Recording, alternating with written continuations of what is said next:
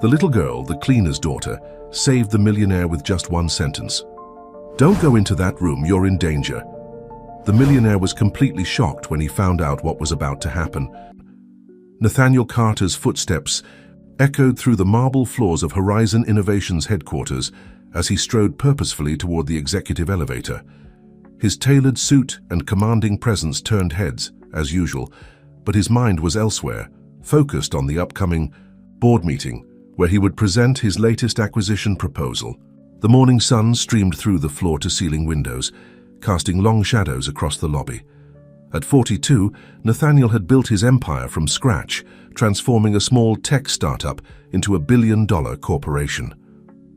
Today's meeting would seal another victory, adding a promising renewable energy company to his growing portfolio. He glanced at his phone, noting he was running slightly behind schedule. The message from his assistant reminded him that the board members were already gathering in the conference room on the 40th floor. Nathaniel wasn't concerned. They would wait. They always did. The lobby buzzed with the usual morning activity. Employees rushing to their offices, security guards making their rounds, and the occasional visitor being escorted to their destination. Everything seemed normal, predictable, just another day in the life of a successful CEO, until it wasn't. "Don't go up there. You're in danger." The shrill voice cut through the ambient noise like a knife, causing Nathaniel to stop abruptly. He turned, searching for the source of the warning, and found himself staring into the wide, frightened eyes of a young girl. She couldn't have been more than 8 years old, wearing a simple blue dress and clutching a worn teddy bear to her chest. "What?" Nathaniel asked, his usual composure slightly shaken by the urgency in the child's voice. The girl took a step forward, her small fingers tightening around her teddy bear. "They're going to trap you. I heard them talking. Please, you have to believe me." Something in her voice, in the genuine terror reflected in her eyes, made Nathaniel pause. He'd learned long ago to trust his instincts, and right now every fiber of his being was telling him to listen. "Who are you? What did you hear?" He moved closer to the girl, lowering his voice to avoid drawing more attention than they already had. "I'm Emma," she whispered, glancing nervously around the lobby. "My mom works here. She had to bring me today, because my aunt is sick and couldn't watch me. I was playing hide-and-seek in the maintenance room when I heard them talking about you." Nathaniel knelt down to her level, noting the slight trembling of her hands. "What exactly did you hear?" "Emma, they said they were going to make it look like you did something bad. They have papers and stuff ready in the conference room. They're going to trick you." Emma's voice cracked with emotion. "Please, Mr. Carter, you can't go up there. They want to hurt you." The mention of papers triggered something in Nathaniel's memory. Last week, his head of security had reported unusual activity in the company's digital archives, but the IT department had dismissed it as routine system maintenance. Now, those seemingly unrelated events were starting to form a disturbing pattern. He pulled out his phone again, this time to call his head of security, Michael Reynolds. As he waited for the call to connect, he noticed a subtle movement near the security desk. One of the guards was speaking urgently into his radio while watching them. "Michael," Nathaniel spoke quietly into the phone, "implement Protocol Delta immediately and send someone to the lobby. I need an escort for 2 people.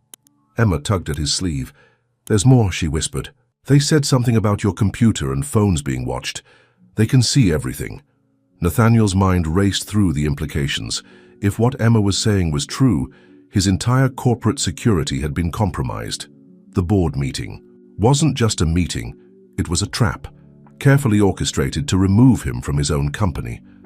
Looking at the scared but determined little girl before him, Nathaniel made a decision that would change both their lives forever. He reached for Emma's hand, speaking in a gentle but firm voice. "Emma, where is your mother right now?" "She's cleaning the offices on the 32nd floor," Emma replied, clutching her teddy bear tighter. "We need to get her," Nathaniel stated. "But first, we have to leave this building. Will you trust me?" Emma nodded, her eyes never leaving his face. "I trust you, Mr. Carter. That's why I had to warn you." As they moved toward the side exit, Nathaniel noticed more security personnel entering the lobby. Their movements were too coordinated, too focused. This wasn't routine patrol, they were searching for someone. The trap wasn't just set for the conference room, it extended throughout the entire building. Nathaniel guided Emma toward a service entrance he rarely used, one that led to a private parking area reserved for executive staff. His mind was already formulating a plan. They would need to secure Emma's mother, access his off-site servers, and identify who was behind this attempted coup. But first, they needed to disappear. The executive parking garage was eerily quiet as Nathaniel guided Emma through the rows of luxury vehicles. His personal security team would be arriving any minute, but time was of the essence. They needed to reach Emma's mother before anyone realized what was happening.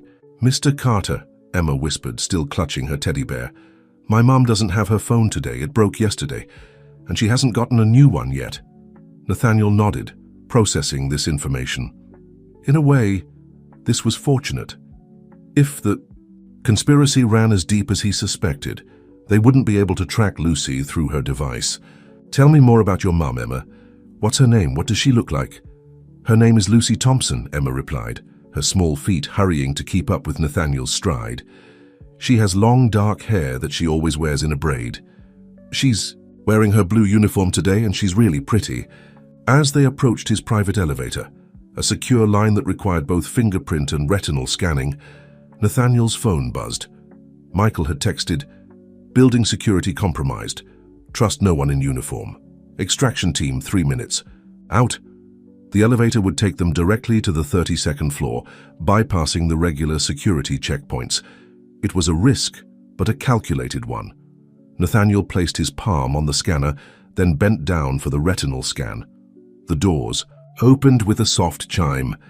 "Emma, I need you to be very brave now," he said as they entered the elevator. "When we find your mom, she might be scared or confused. Can you help me explain to her what's happening?"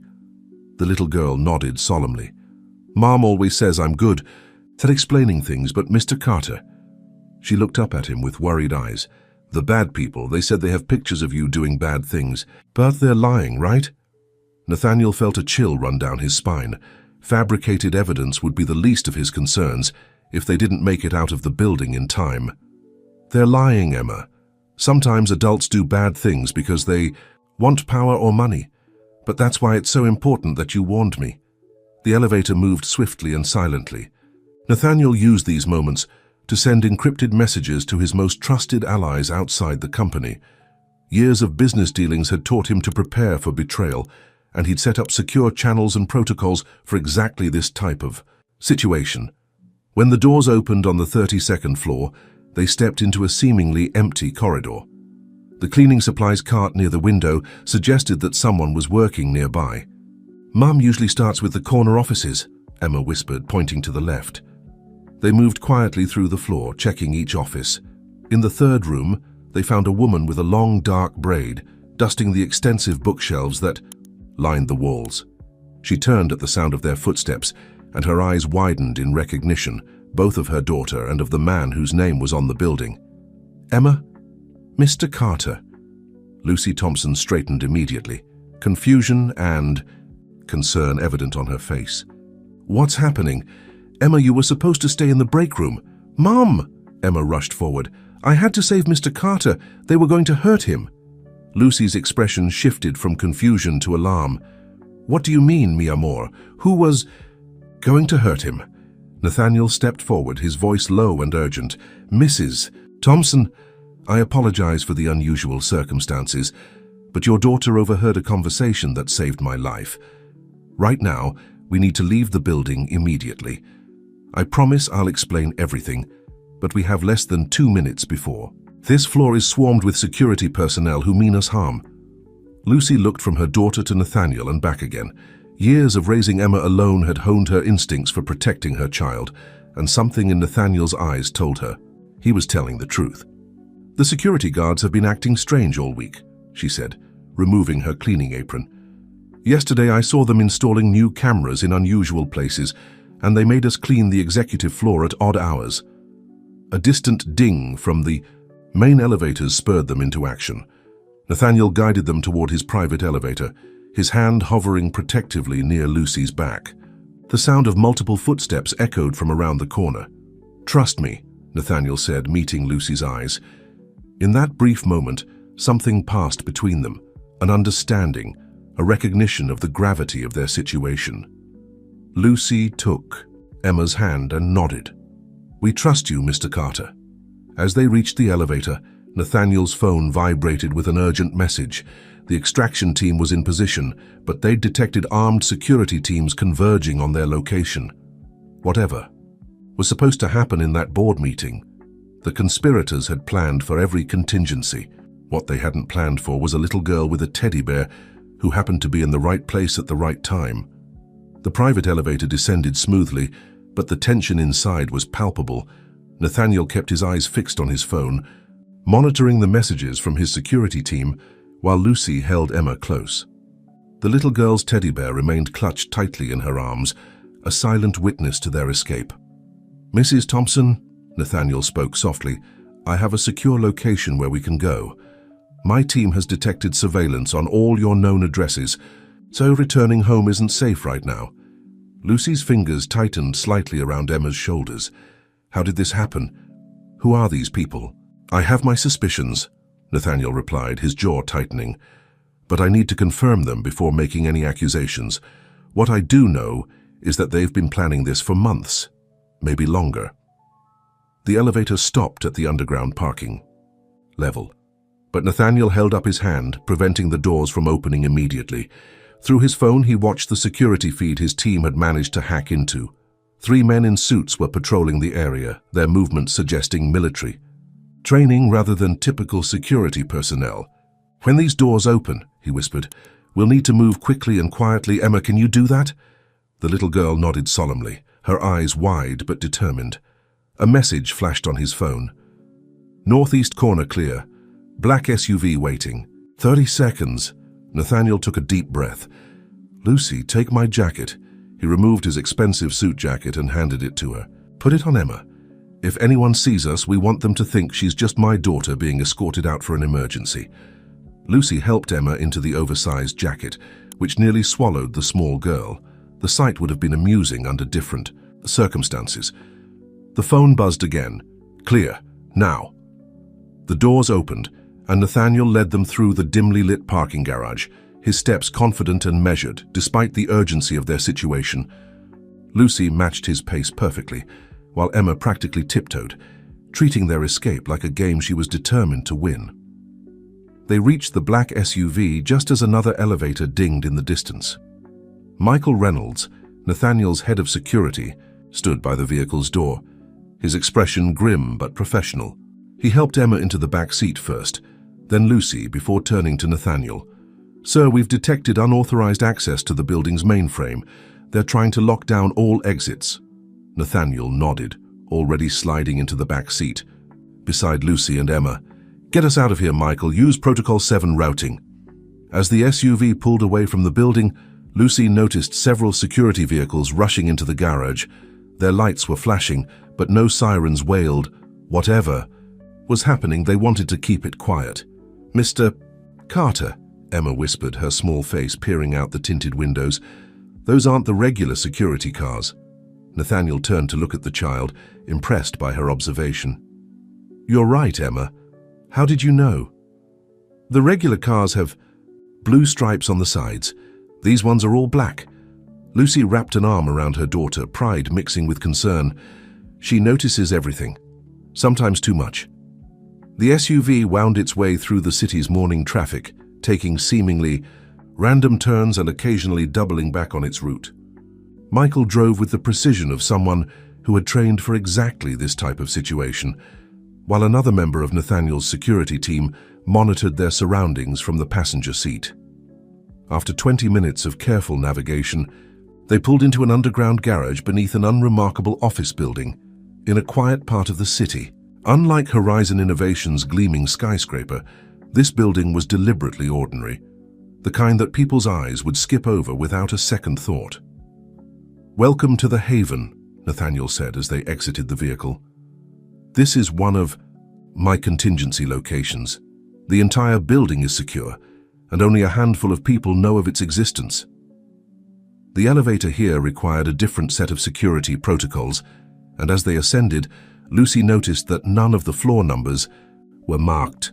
They stopped at what she guessed was the 10th floor, stepping out into a surprisingly comfortable living space. The apartment was spacious but not luxurious, decorated in neutral tones with practical furniture. Floor-to-ceiling windows offered a view of the city, but Lucy noticed that the glass had an unusual tint to it. One-way ballistic glass, Nathaniel explained, catching her observation. We can see out, but no one can see in. Emma, still wearing Nathaniel's oversized jacket, wandered into the living room area, her eyes wide with curiosity. It looks like a normal house, she said, sounding almost disappointed. Nathaniel couldn't help but smile. Sometimes the best hiding places are the ones that don't look special at all. Now we need to figure out exactly what's happening at Horizon Innovations and why someone went to such lengths to set a trap for me. Lucy sat down on one of the comfortable chairs, finally allowing herself to process the morning's events. The conversation Emma overheard, what exactly did they say? Before Emma could answer, Nathaniel's phone buzzed with an urgent message. The color drained from his face as he read it. They're not just trying to take my company, he said quietly. They're trying to erase my entire life. The afternoon sun cast long shadows through the tinted windows as Nathaniel paced the living room, his phone continuously buzzing with updates. Lucy had made coffee using the kitchen's well-stocked supplies, and Emma had fallen asleep on the couch, exhausted from the morning's excitement. They're systematic, Nathaniel explained to Lucy, keeping his voice low to avoid waking Emma. In the last 4 hours, they've frozen my personal accounts, initiated an SEC investigation based on fabricated evidence, and released a series of damaging news stories to the press. Lucy watched him carefully, noting the tension in his shoulders and the way his hand occasionally trembled when reaching for his coffee cup. But why? What could be worth all this effort? Nathaniel sat down across from her, running a hand through his usually immaculate hair. 3 days ago, I discovered something in our company's renewable energy division, a breakthrough that could revolutionize solar power storage. The research team estimated its value at billions. And someone wants to steal it, Lucy concluded, her years of observing corporate dynamics from the shadows giving her a unique perspective. But they couldn't just take it, could they? They needed to discredit you first. Exactly. Nathaniel leaned forward, impressed by her insight. The technology is protected by multiple patents and security measures.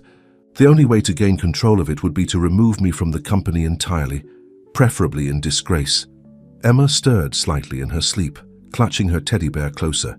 Lucy adjusted the light blanket over her daughter, her maternal instincts warring with her growing concern about their situation. Mr. Carter, Nathaniel, please, he interrupted gently. I think we're well past formalities. Nathaniel, Lucy corrected, a slight smile softening her worried expression. What exactly did they plan to do in that board meeting? He pulled out a tablet, accessing a secure server. Thanks to Michael's team, we've managed to recover some of the files they planted. They created an elaborate paper trail showing me embezzling company funds, selling corporate secrets, and engaging in insider trading. The evidence is sophisticated. Bank statements, emails, even video recordings that have been perfectly doctored. But surely there's proof that these are fake. That's the brilliant part of their plan. They didn't just create false evidence, they've been systematically destroying the real records. If I had walked into that board meeting, I would have found myself facing not just the board, but also federal agents, with what appeared to be ironclad evidence of my crimes. Lucy's mind went back to the cleaning schedule changes of the past few weeks. They've been preparing the building too. New security cameras, changed protocols, different maintenance routines. We all thought it was just corporate restructuring, but they were setting the stage. Nathaniel nodded, making notes on his tablet. Every detail was planned except for Emma, Lucy finished, looking at her sleeping daughter with a mixture of pride and fear. But how did she end up in position to overhear their conversation? That's something we need to figure out, Nathaniel replied, his expression thoughtful. It might help us identify who's behind this. Emma mentioned she was in the maintenance room when she overheard them. Do you remember anything unusual about your schedule yesterday? Lucy's eyes widened as realization struck. The 39th floor. I was supposed to clean it last night, but the supervisor suddenly changed my assignment to the lower floors. I had to bring Emma because my sister was sick, and the break room on the second floor was being renovated, so the supervisor suggested she could stay in the maintenance room while I worked. They created the perfect situation to discuss their plans privately, Nathaniel mused, never expecting a child would be their undoing. A notification popped up on his tablet and his expression hardened. They've called an emergency board. Meeting for tomorrow morning. They're going to try to vote me out even without their original plan in place. Can they do that? They can try. Nathaniel stood up, moving to the window. The city sprawled before them, unaware of the corporate warfare unfolding in its midst.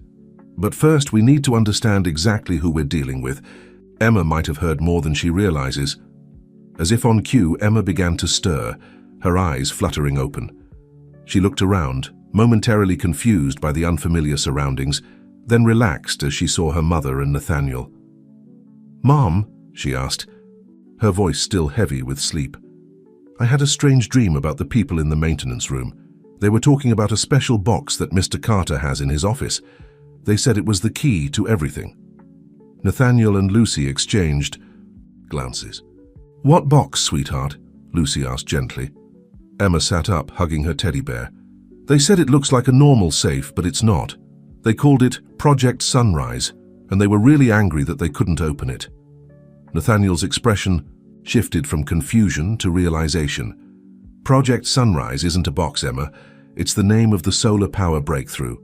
But I do have a biometric safe in my office where I keep the only physical copy of the research.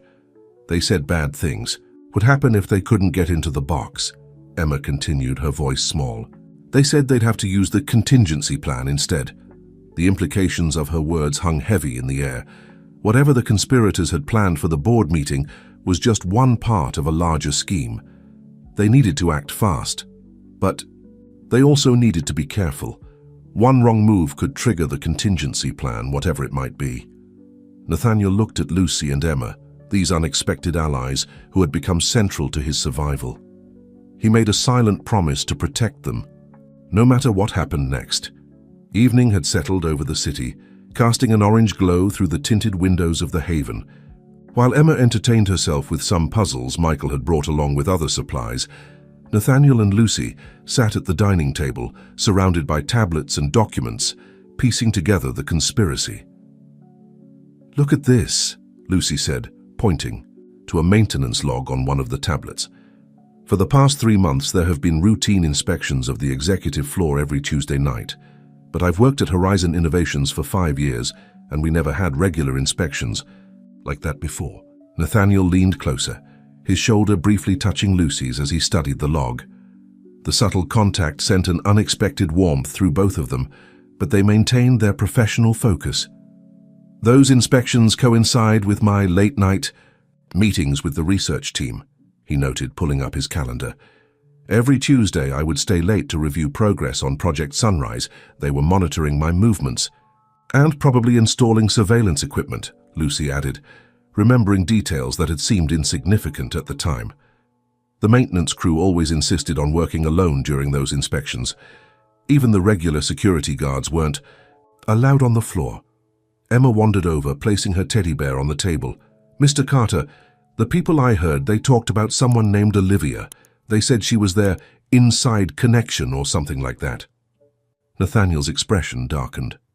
"Olivia Bennett, my chief financial officer." He pulled up her profile on his tablet.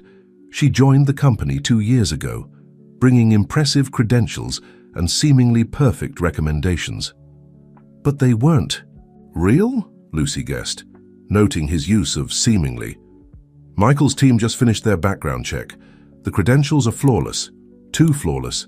Every detail holds up to surface inspection, but dig deeper, and the foundations start to crumble." Emma climbed onto a chair between them, her small face serious. "She has scary eyes," she commented, looking at Olivia's corporate photo.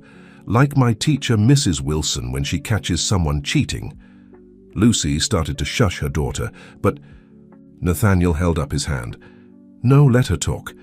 Emma, what else do you remember about Mrs. Wilson when she catches cheaters? She always knows before she catches them. She watches and waits until she has proof. Emma hugged her teddy bear closer, and she always has a backup plan in case the first one doesn't work. Nathaniel exchanged a meaningful look with Lucy. Out of the mouths of babes, indeed. They'd been focusing on the immediate threat, the board meeting and the false evidence. But what if that was just the first layer? Michael, Nathaniel called to his security chief, who had been working quietly in the corner. I need everything you can find on Olivia's activities outside the company. Focus on any meetings or communications that seemed routine, but didn't quite fit her role. As Michael worked, Lucy noticed Nathaniel's hand trembling slightly as he reached for his coffee cup. She realized he probably hadn't eaten all day. Without a word, she stood and walked to the kitchen, returning minutes later with sandwiches and fresh coffee. You need to keep your strength up, she said simply, placing the food in front of him. The gesture, small but thoughtful, touched Nathaniel deeply. Thank you, he said softly, their eyes meeting for a moment. In that brief exchange, something shifted between them, a recognition of trust, of genuine care beyond their circumstantial alliance. Emma, ever observant, smiled knowingly at her teddy bear. Sir, Michael interrupted the moment, his voice urgent, you need to see this. Olivia has been having regular meetings with representatives from EcoPower Solutions. EcoPower? Nathaniel straightened. They're our biggest competitor in the renewable energy sector. They've been trying to acquire our solar division for years. Michael nodded grimly. The meetings were disguised as charity fundraisers, but we've found evidence of significant money transfers to offshore accounts following each one. The perfect cover, Lucy mused. Who questions a successful executive doing charitable work? Nathaniel was about to respond when his secure phone buzzed with an encrypted message. His face paled as he read it. They've moved up the board. Meeting, he said quietly. It's not tomorrow anymore. They're convening in 3 hours for an emergency session. Olivia's convinced them that my absence today proves their accusations. But that's not enough time to gather proof of their conspiracy, Lucy protested. No, it's not, Nathaniel agreed, which means we need to change our approach. Instead of defending against their accusations, we need to expose their true plan. Emma sat up straighter, her eyes bright with an idea. Mr. Carter, remember how I found the maintenance room? There's something else I didn't tell you about that day. Both adults turned to the little girl, who was practically bouncing with excitement. The scary lady, Olivia?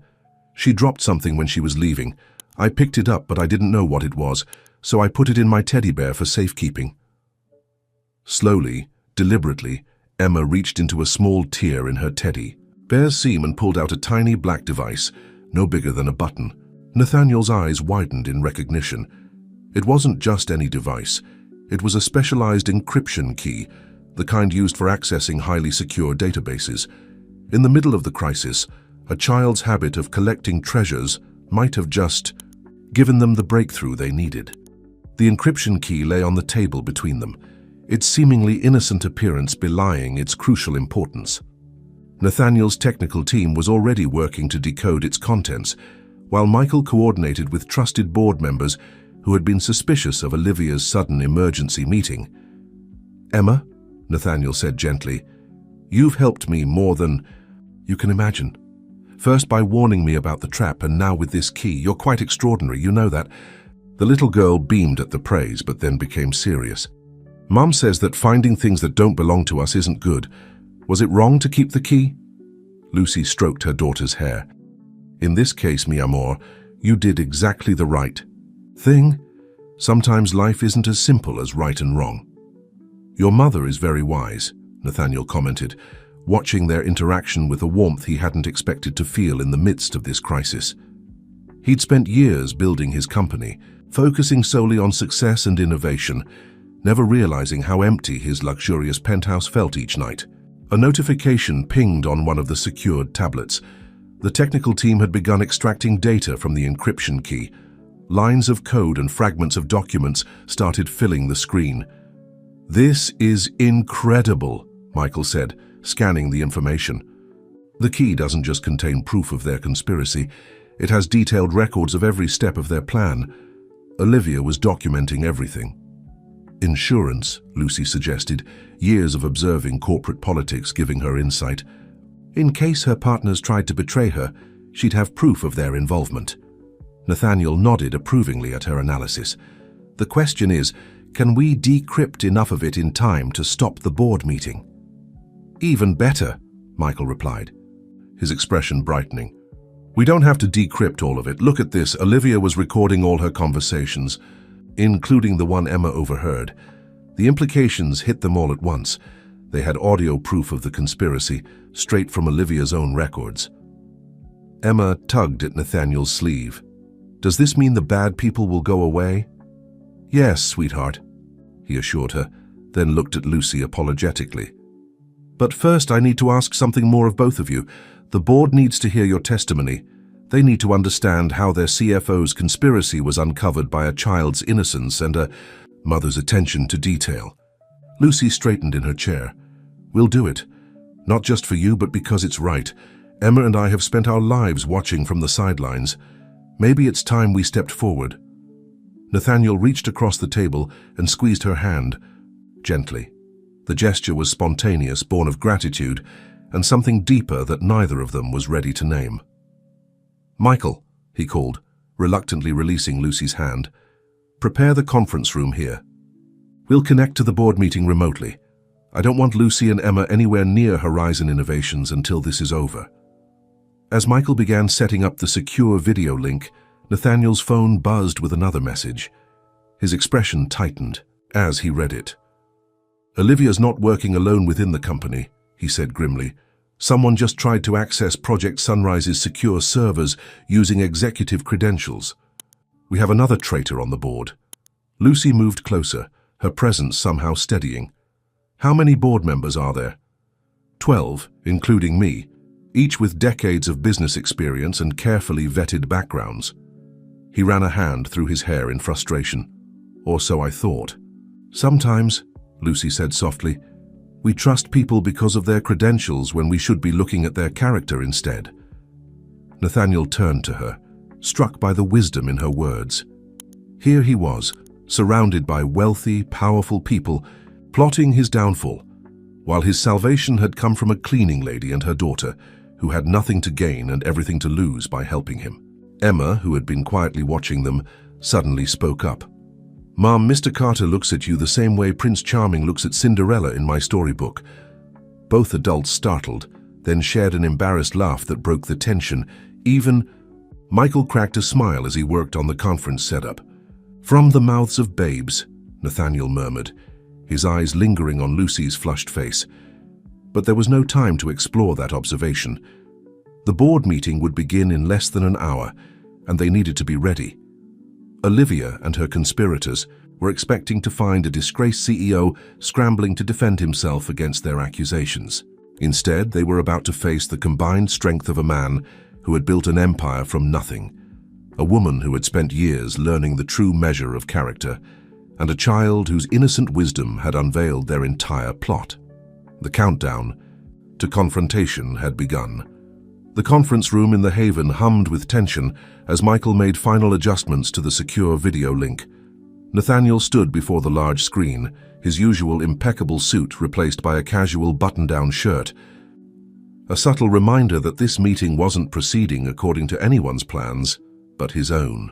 Lucy helped Emma smooth down her dress, trying to calm her daughter's nervous energy. Remember, mi amor, you just need to tell them exactly what you heard, just like you told Mr. Carter. But what if they don't believe me? Emma whispered, clutching her teddy bear. The scary lady will be there, won't she? Nathaniel knelt down beside her, his voice gentle but firm. They'll believe you, Emma, because you're telling the truth. And yes, Olivia will be there, but she can't hurt you. You're the brave little girl who outsmarted them all. The screen suddenly flickered to life, showing the Horizon Innovations boardroom. 11 faces appeared, their expressions ranging, from concern to barely concealed hostility. Olivia Bennett sat at the far end, her perfectly composed features betraying no emotion. Nathaniel, Harold Johnson, the board chairman, spoke first. We were beginning to worry about your unexpected absence today. My absence was quite deliberate, Harold, Nathaniel replied calmly. I was warned about a trap set for me in this morning's meeting, a trap that I believe several people in this room helped orchestrate. Murmurs broke out among the board members. Olivia's expression remained unchanged, but her fingers tightened almost imperceptibly around her tablet. These are serious accusations, another board member, Edward Wilson, interjected, especially coming from someone who's been unavailable while serious evidence of financial misconduct has come to light. Ah, yes, the evidence. Nathaniel smiled, but there was steel in his expression. The carefully fabricated trail of breadcrumbs leading to my apparent crimes. Very thorough work, professional even, but there's something you all should hear first. He nodded to Michael, who activated the audio file recovered from Olivia's encryption key. The boardroom fell silent as voices filled the air. Olivia's crisp tones discussing the details of their conspiracy, the methodical planning of Nathaniel's downfall, the promised payoff from eco-power solutions once Project Sunrise was in their hands. As the recording played, Lucy watched the board members' reactions. Most showed genuine shock, but three, including Edward Wilson, maintained two careful poker faces. She made a mental note to share her observations with Nathaniel later. The recording ended, and before anyone could speak, Nathaniel continued. I have a witness who overheard this conversation, and others like it. A witness whose testimony is completely untainted by corporate politics or personal gain. He gestured to Emma, who stepped forward bravely, still holding her teddy bear. Hello, she said clearly into the microphone. I'm Emma Thompson. I heard the scary lady, Miss Bennett, talking about hurting Mr. Carter. They didn't know I was there because I'm good at hiding when I play. Olivia's composure finally cracked. This is absurd. You're basing accusations on the imagination of a child? A child who saved my life, Nathaniel countered.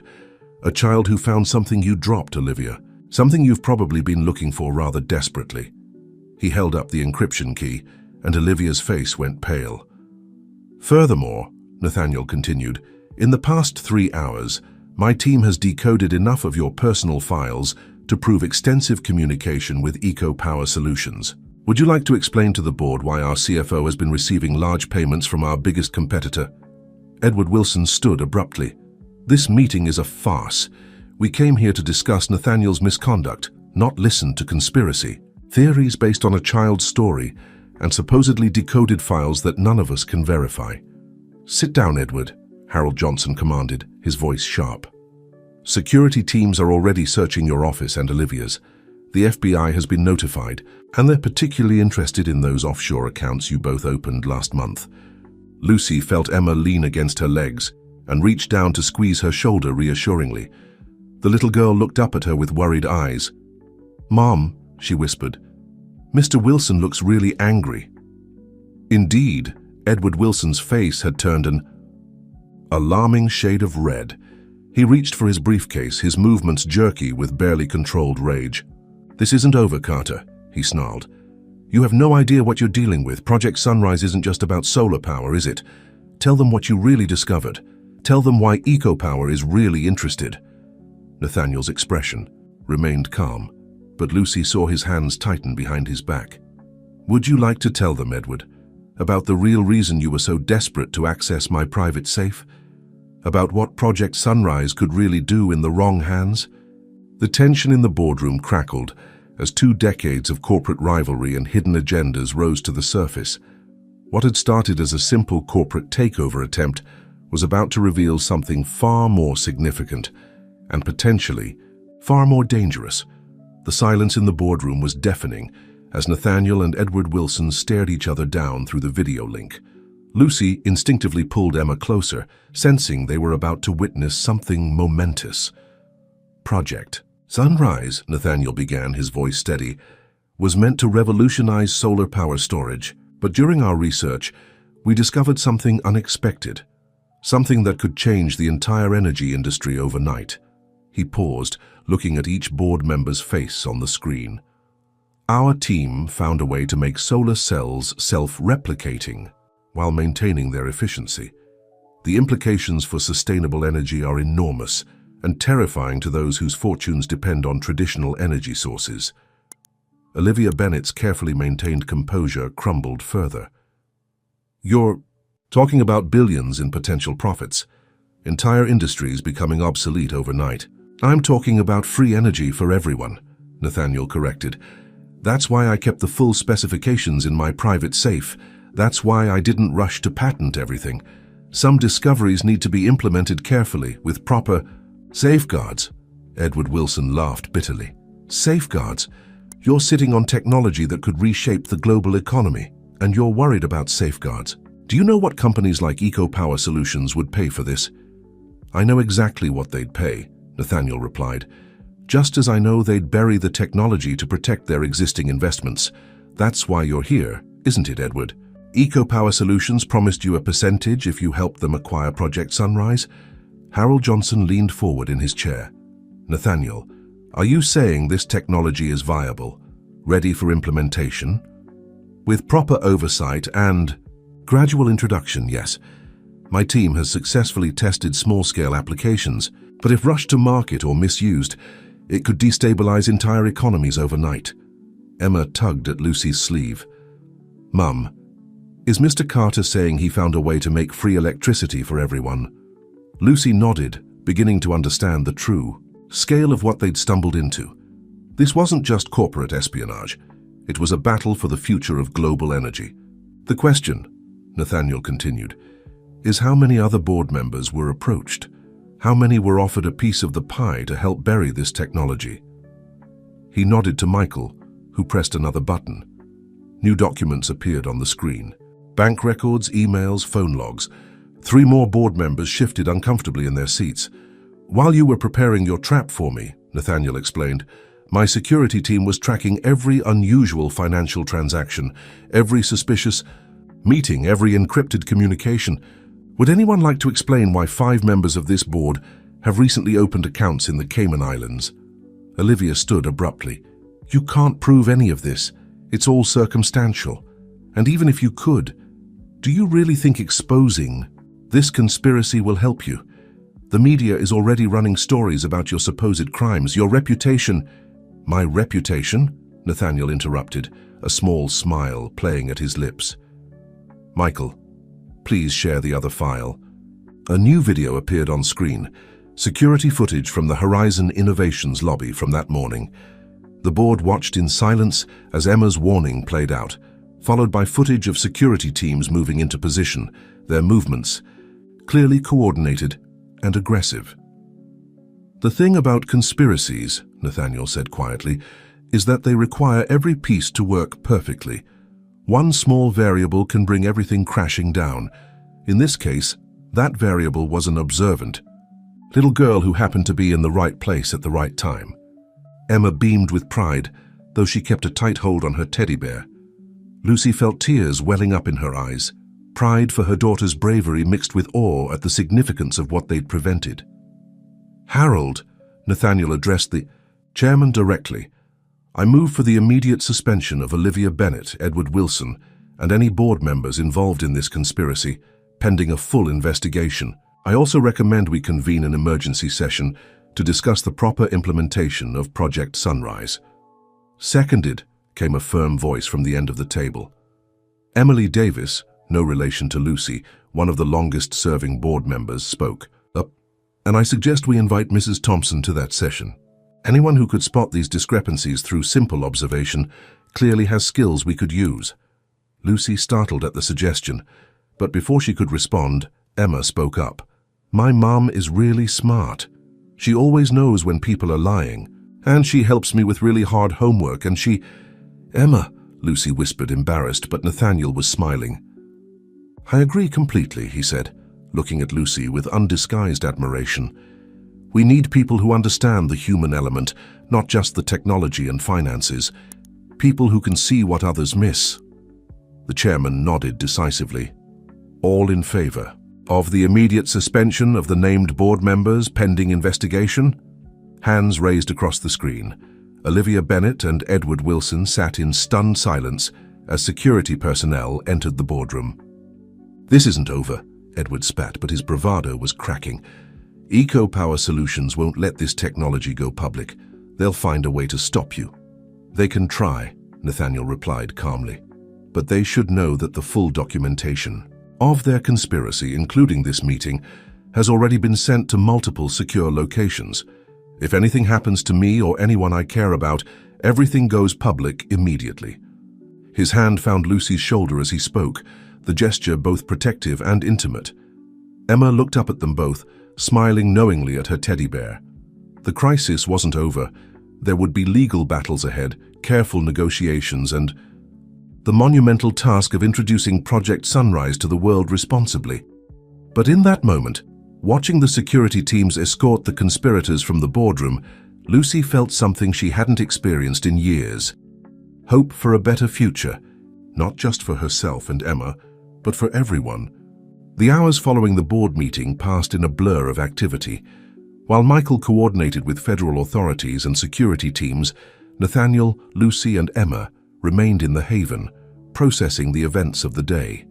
The sun had set over the city, painting the sky in deep purples and oranges through the tinted windows. "I still can't believe it's really over," Lucy said softly, watching Emma doze on the comfortable couch. "Everything happened so fast. This morning I was just a cleaning lady, and now you're a hero," Nathaniel completed, joining her by the window. "Both of you are, though I suspect Emma will be disappointed that there won't be any more adventures for a while." Lucy laughed quietly. "You don't know my daughter very well yet. She finds adventures everywhere. Last week she turned our grocery shopping into an epic quest to find the magical cereal of eternal happiness." "Yet," Nathaniel repeated thoughtfully. "I don't know her very well yet." He turned to face Lucy, his expression serious but gentle. "I'd like to change that if you'll let me." Lucy felt her heart skip a beat, but forced herself to think practically. "Nathaniel, you're a billionaire CEO who just uncovered a global conspiracy. I'm a single mother who cleans offices for a living. The tabloids would have a field day." "Let them," he replied simply. "Lucy, today I watched you piece together a complex conspiracy through simple observation. You showed more wisdom and insight than my entire board of directors. And your daughter," he glanced at Emma's sleeping form. "She saw what highly paid security teams missed, all because she looks at the world with pure eyes and an open heart. I suspect she got that from you?" Lucy felt tears threatening to form, but blinked them away. "It's not that simple. Our worlds are so different." "Are they?" Nathaniel moved closer, his voice low and sincere. "I grew up in a small apartment above my father's failing hardware store. Everything I have, I built from nothing. But somewhere along the way, I forgot what really matters. Today, watching you with Emma, seeing how you face challenges with grace and strength, it reminded me of who I used to be, who I want to be again." Before Lucy could respond, Michael entered the room quietly. "Sir, we have updates from the Federal Investigation Team. They've seized Olivia's personal devices and found correspondence with energy industry executives going back months. They're building a solid case." "Good," Nathaniel nodded. "And the media situation?" "Our PR team is preparing a statement about Project Sunrise. They suggest getting ahead of the story by announcing your plans for responsible implementation. The technology blogs are already speculating about revolutionary changes in the energy sector." Lucy listened to them discuss strategy, amazed at how quickly events were moving. Just that morning, her biggest concern had been making sure Emma had a safe place to stay while she cleaned offices. Now she was part of something that could change the world. "What happens now?" she asked. "With Project Sunrise, I mean. Won't other companies try to stop you from releasing it?" Nathaniel's expression brightened. "Actually, I'd like your opinion on that. You understand people, Lucy. How would you introduce something this revolutionary without causing panic?" Lucy thought for a moment, absently adjusting Emma's blanket as she considered the question. "You start small. Show people how it works in their daily lives. Maybe begin with community projects, schools, hospitals, neighborhoods that struggle with energy costs. Let them see the benefits firsthand." "Exactly what I was thinking," Nathaniel smiled. "We'll need someone to oversee those community projects. Someone who understands both the human impact and the importance of careful implementation. Lucy's eyes widened as she realized what he was suggesting. Nathaniel, I don't have the qualifications. You have exactly the qualifications we need, he interrupted gently. You understand people. You see details others miss. And most importantly, you care about doing things right, not just doing them quickly. Emma stirred on the couch, blinking sleepily. Mom, are we going home soon? Nathaniel and Lucy exchanged glances. With the conspirators in custody, it was technically safe to leave the haven, but neither of them was quite ready for this day to end. Actually, Nathaniel said, kneeling beside the couch, I was wondering if you and your mom would like to have dinner with me. I know a place that makes amazing pizza, and they deliver right here. Emma sat up, suddenly wide awake. Can we get the one with pineapple? Mom never lets me get pineapple on pizza. Emma, Lucy exclaimed, but she was laughing. Pineapple pizza it is, Nathaniel declared solemnly, though his eyes twinkled. Sometimes the best traditions start with breaking the old rules, right?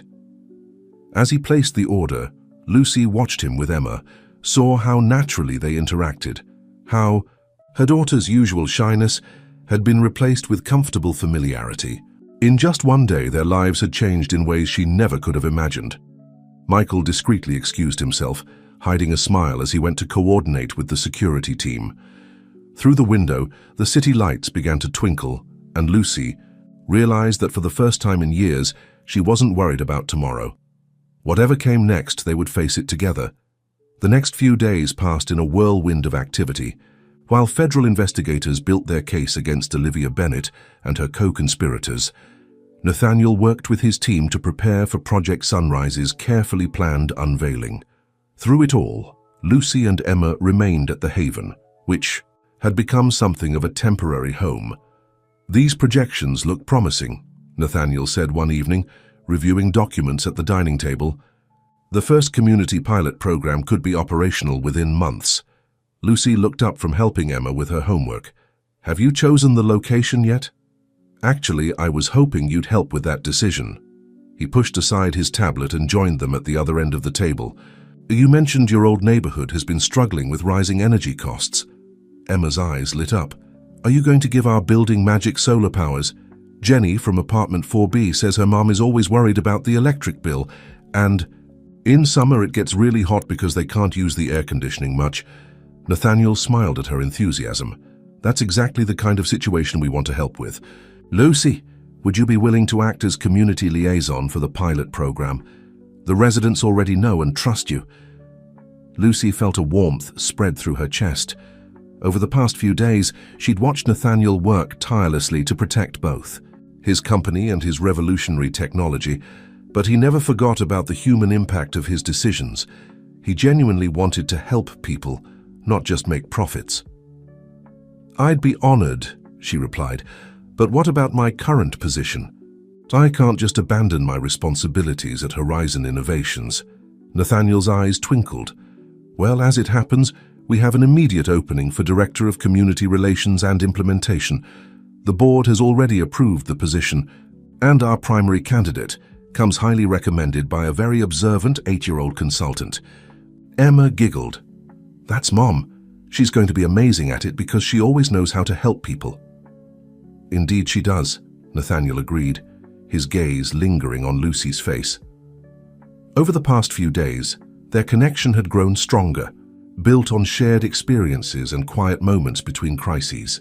He'd joined them for breakfast each morning, brought Emma educational games to play with, and spent hours listening to Lucy's insights about everything from employee relations to community needs.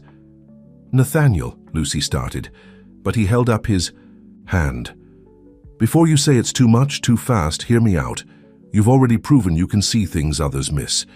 You understand both the practical and emotional needs of the communities we want to help.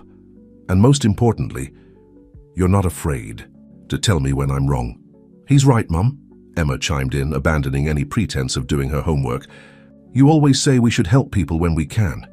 And now you can help lots of people. Lucy looked at her daughter's excited face and Nathaniel's hopeful expression. Her whole life she'd worked hard to give Emma a better future, to show her that integrity and kindness mattered more than status or wealth. Now she had a chance to prove that on a larger scale. "Okay," she said finally, "but I want to start with a trial period. 3 months to make sure it's a good fit." "Perfect," Nathaniel beamed. "Though I should warn you, the position does come with one rather persistent admirer who may ask you to dinner occasionally." Emma bounced in her chair. "Is it you, Mr. Carter? Are you going to take Mom on a real date? Can I help pick her dress?" "Emma!" Lucy exclaimed, blushing furiously. "Actually," Nathaniel said, reaching for Lucy's hand across the table, "I was hoping both of you would join me for dinner tonight. There's this wonderful Italian restaurant by the park." "With the carousel?" Emma asked excitedly. "Mom, can we go, please?" Lucy looked at their joined hands, then at Emma's hopeful face and finally at Nathaniel's warm eyes. In just a few days, he'd become such a natural part of their lives, fitting into their small family as if he'd always belonged there. "We'd love to," she said softly. As they prepared to leave the haven for the first time in days, Lucy watched. Nathaniel helped Emma with her coat, making her laugh with a silly joke. He caught her watching and smiled, not the confident smile of a billionaire CEO, but the gentle expression of a man who'd found something more valuable than any technology. Outside, the city was coming alive with evening activity. As they walked to the restaurant, Emma between them holding both their hands, Lucy realized something. Their story hadn't started with a conspiracy or a corporate takeover attempt. It had started with trust, a little girl's instinct to help someone in danger, and a man's willingness to believe her. The rest, as they say, was just the beginning of their adventure together. Monday morning arrived with a sense of surreal normalcy. Lucy stood in front of the mirror in her apartment, adjusting her new business suit, a gift from Nathaniel that she'd initially tried to refuse until he pointed out that her new position required a different wardrobe. The fabric felt foreign against her skin, a tangible reminder of how much her life had changed in less than a week. "Mom, have you seen my science homework?" Emma called from her room. "I want to show Mr. Carter my solar system project." Lucy smiled, remembering their family dinner at the Italian restaurant 3 nights ago. Nathaniel had listened intently as Emma explained her school project, offering suggestions and encouraging her interest in science. He'd even promised to help her build a working model of solar panels for her next science fair. "Check your blue." "Folder, mi amor," Lucy called back, giving herself one final look in the mirror. The woman staring back at her looked confident, professional, ready to take on her new role as Director of Community Relations and Implementation at Horizon Innovations. A knock at the door announced Nathaniel's arrival. He'd insisted on picking them up for Lucy's first day, wanting to ensure her transition was as smooth as possible. When Lucy opened the door, she found him holding a small gift bag and wearing a warm smile. "Good morning," he said softly, his eyes taking in her appearance with obvious appreciation. "You look perfect." Before Lucy could respond, Emma burst out of her room, backpack in one hand and science project in the other. "Mr. Carter, look what I made. It's the solar system, and I added extra notes about solar energy because of Project Sunrise." Nathaniel knelt down to examine the project, treating it with the same seriousness he would give to any board presentation. "This is excellent work, Emma. I especially like how you've connected the sun's energy to practical applications on Earth. Very innovative thinking." Emma beamed with pride, then noticed the gift bag in his hand. "Is that a present? Is it for Mom?"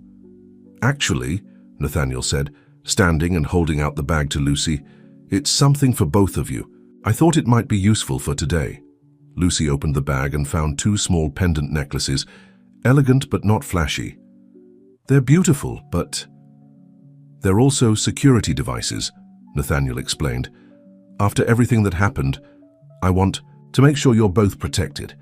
The pendants have GPS tracking and emergency alert buttons. I have matching cufflinks." Lucy touched the necklaces gently, understanding the message behind the gift.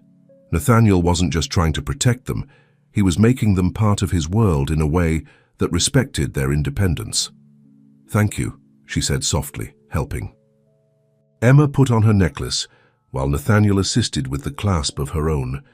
His fingers brushed the back of her neck, sending a small shiver down her spine. The drive to Horizon Innovations was filled with Emma's excited chatter about her upcoming science fair and her ideas for making solar energy kid-friendly. Nathaniel and Lucy exchanged amused glances as she proposed solar-powered playground equipment and glow-in-the-dark sidewalks. After dropping Emma off at school, they arrived at the corporate headquarters. The building looked different now, not just a workplace, but a symbol of the change they were trying to bring to the world. "Ready?" Nathaniel asked as they approached the executive elevator. Lucy took a deep breath. "I think so, though it feels strange entering through the front door instead of the service entrance. You always belonged in the front door, Lucy," he said quietly. "Sometimes it just takes a while for the world to catch up to where people should be." The elevator ride was quick, but Lucy's mind raced with memories of the past week. The conspiracy, the revelations, the quiet moments at the Haven that had changed their lives forever. When the doors opened on the executive floor, she was surprised to find Emily Davis, the board member who had supported her appointment, waiting for them. "Good morning," Emily greeted warmly. "I hope you don't mind, but I took the liberty of gathering some of the community outreach team for an informal meeting. They're very excited to meet their new director." Lucy squared her shoulders, ready to face this new challenge. She caught Nathaniel watching her with pride and felt a surge of confidence. This was where she belonged, not just as someone's employee, but as a leader in her own right. The morning passed in a whirlwind of introductions, meetings, and project briefings. Lucy's natural ability to connect with people and see the bigger picture impressed everyone she met. By lunchtime, she had already identified several ways to improve their community engagement strategies and had started planning the pilot program for her old neighborhood. "You're a natural at this," Nathaniel commented as they shared a quiet lunch in his office. "The team already respects you." "It's strange," Lucy admitted. "A week ago I was cleaning these offices. Now I'm helping decide their future." "You were always capable of this, Lucy. You just needed the opportunity." He reached across the desk and took her hand. "And I needed someone to remind me why I started this company in the first place, to make a real difference in people's lives." A knock at the door interrupted their moment. Michael entered with an urgent expression. "Sir, we've just received word. EcoPower Solutions is calling a press conference. They're going to announce their own breakthrough in sustainable energy technology." Nathaniel's expression tightened. "They're trying to get ahead of our announcement of Project Sunrise." "What can they possibly have?" Lucy wondered. "You said your technology was revolutionary." "It is," Nathaniel confirmed, "which means either they're bluffing or they have another spy in the company." Lucy finished, her mind already working through the possibilities.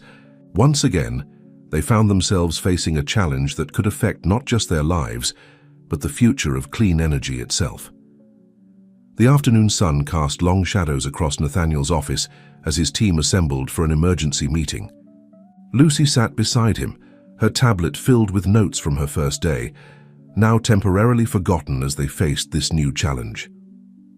"The press conference is scheduled for tomorrow morning," Michael reported, displaying the announcement on the large screen. "EcoPower Solutions is claiming a revolutionary breakthrough in sustainable energy storage." Emily Davis, who had joined them immediately upon hearing the news, studied the press release. "The language they're using, it's very similar to our Project Sunrise documentation. Too similar to be coincidental." Lucy had been quietly observing, her mind working through the patterns she'd noticed throughout the day. "Nathaniel, who else besides the board has access to the Project Sunrise files?" "The core research team, about 15 people," he replied, "all thoroughly vetted and loyal to the company." "What about support staff, IT, maintenance?" Lucy pressed, thinking about her years of observing corporate dynamics from the sidelines. Nathaniel's eyes widened slightly as he followed her train of thought. "The research is compartmentalized, but the networking team had to set up special secure servers for the project. They would have had access to the infrastructure, if not the content itself." Michael was already pulling up personnel files. "The networking team was replaced 3 months ago as part of a standard IT upgrade. The new team was provided by an outside contractor." "Let me guess," Lucy said. "A contractor recommended by Olivia Bennett?" "Exactly." Michael displayed more documents. The contractor company appears legitimate, but with some digging, it's a subsidiary of a holding company owned by Eco Power Solutions. Nathaniel stood, pacing by the window.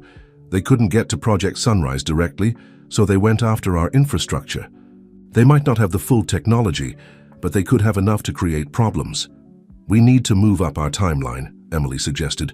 Announce Project Sunrise before their press conference. That could backfire, Lucy cautioned. Right, now they're reacting to us, which means we have the advantage. We know what we have. They only have pieces of information. If we rush our announcement, we might play into their hands. Nathaniel stopped pacing and turned to her, a smile forming. You have an idea.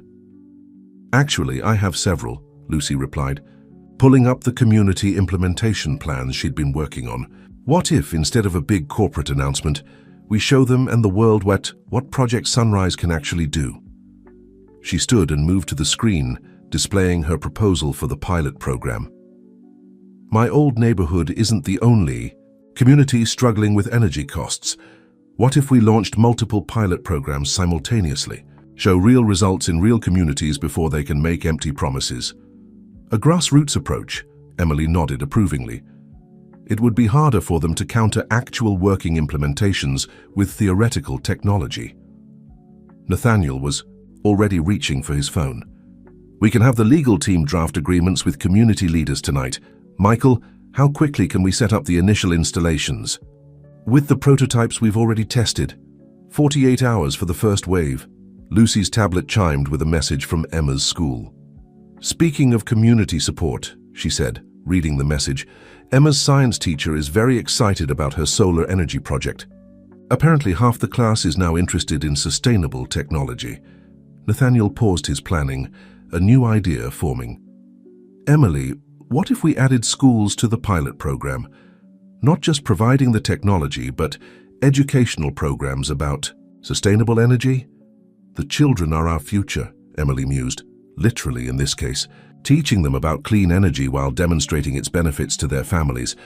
It's perfect, Lucy agreed. Eco Power Solutions is thinking like a corporation, focusing on stock prices and market share.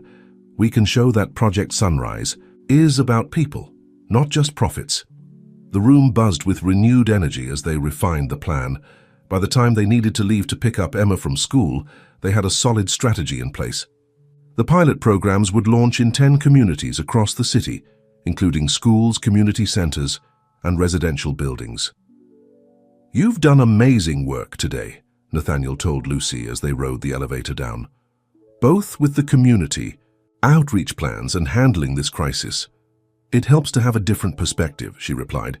Sometimes the best solutions come from understanding people's real needs, not just corporate strategies. The elevator doors opened, and they headed to the parking garage. As they walked, Nathaniel took her hand, intertwining their fingers naturally. Have dinner with me tonight, both of you? Again? Lucy teased. That would be 3 times in 1 week. I was thinking we could cook at my place this time, he suggested. Emma mentioned she likes making pizza, and I have a kitchen I barely use. Lucy thought about Emma's delight at the idea of making dinner with Nathaniel, of the domestic comfort that had grown between them so naturally. We'd like that. As they drove to Emma's school, Lucy reflected on the changes in her life. A week ago, she'd been cleaning offices and worrying about bills. Now she was helping launch a technology that could change the world, falling in love with a remarkable man, and watching her daughter blossom in ways she'd never imagined possible. Emma was waiting at the school entrance, her solar system project, clutched proudly in her hands. When she saw them both coming to pick her up, her face lit up with pure joy. Mom, Mr. Carter, guess what? My teacher says I can present my project to the whole school next week. Can I talk about Project Sunrise? 2, please. Nathaniel and Lucy exchanged glances, both thinking about their plans for the school pilot programs. Sometimes the best ideas really did come from the most unexpected sources. Nathaniel's penthouse kitchen was soon filled with laughter as Emma enthusiastically spread tomato sauce on her pizza dough.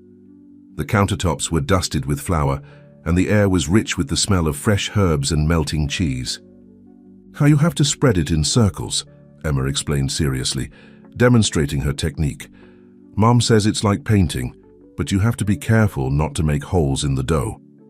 Nathaniel watched in fascination as Lucy guided Emma's hands, showing her how to reach the edges without tearing the carefully stretched dough.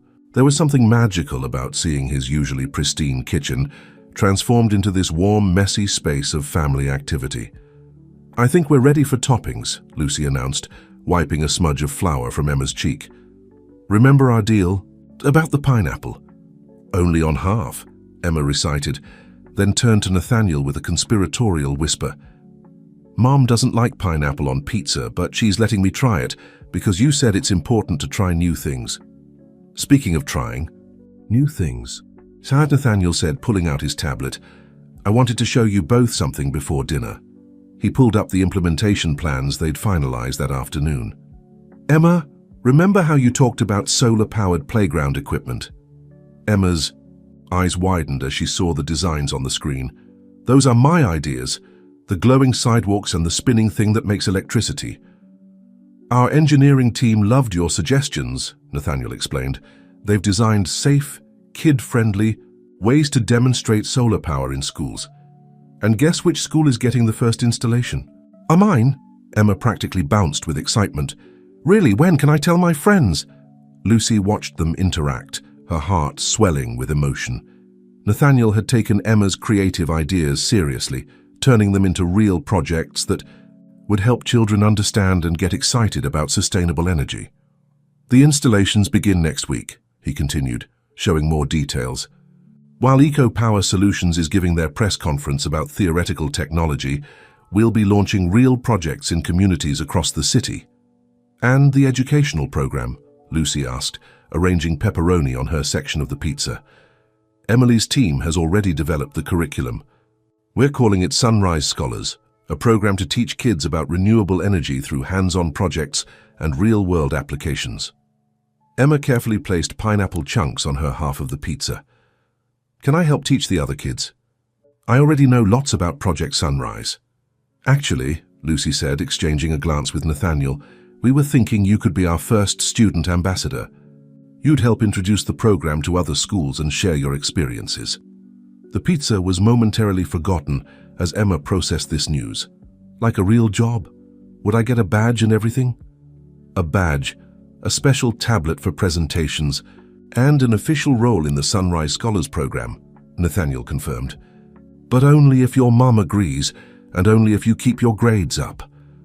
Emma turned to Lucy with pleading eyes. "Please, Mom, I promise I'll do all my homework and keep my room clean and everything." Lucy pretended to consider it carefully, though she'd already discussed the details with Nathaniel earlier. "Well, since you're already doing such a great job with your science project..."